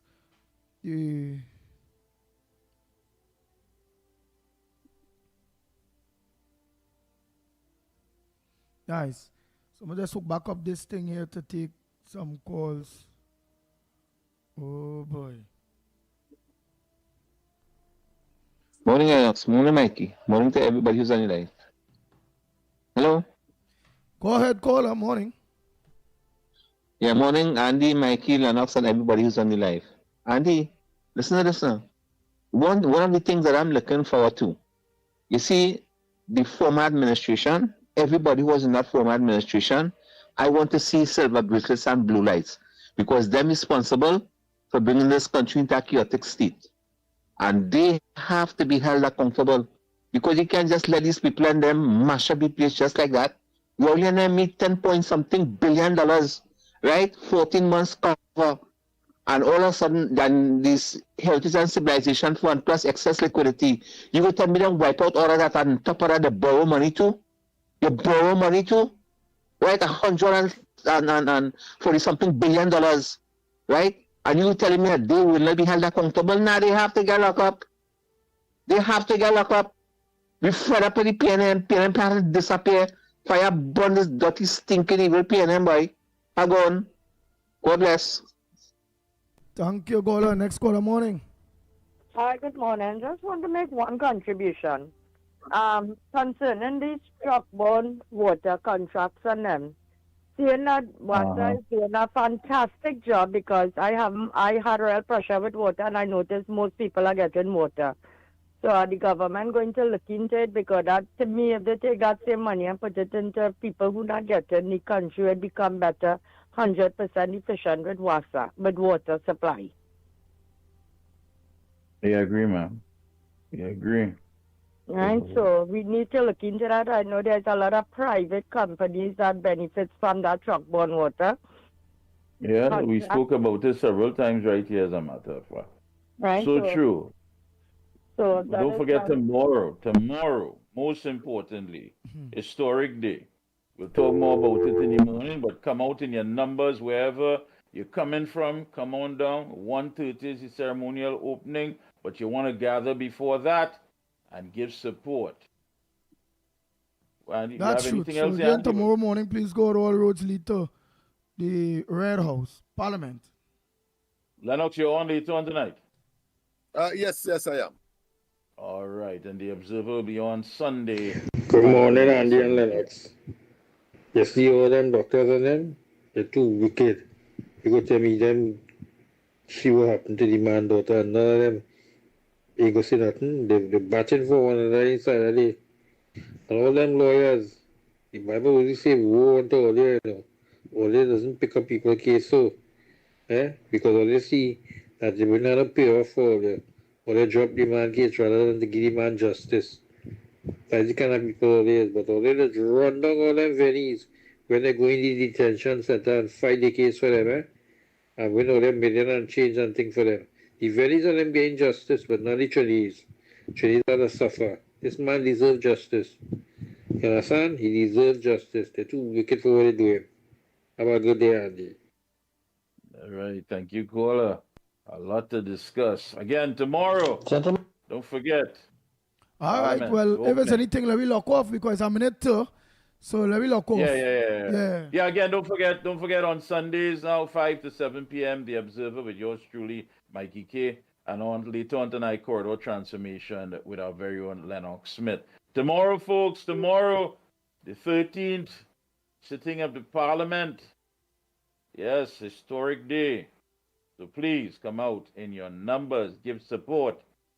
Come out. Until then, we are out of here. Try to stay alive.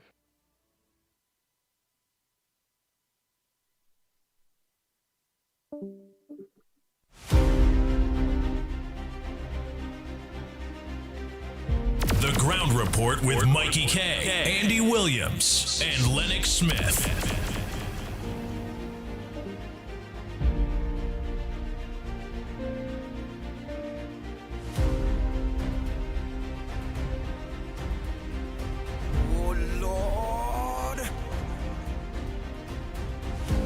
The Ground Report with Mikey K, Andy Williams, and Lennox Smith.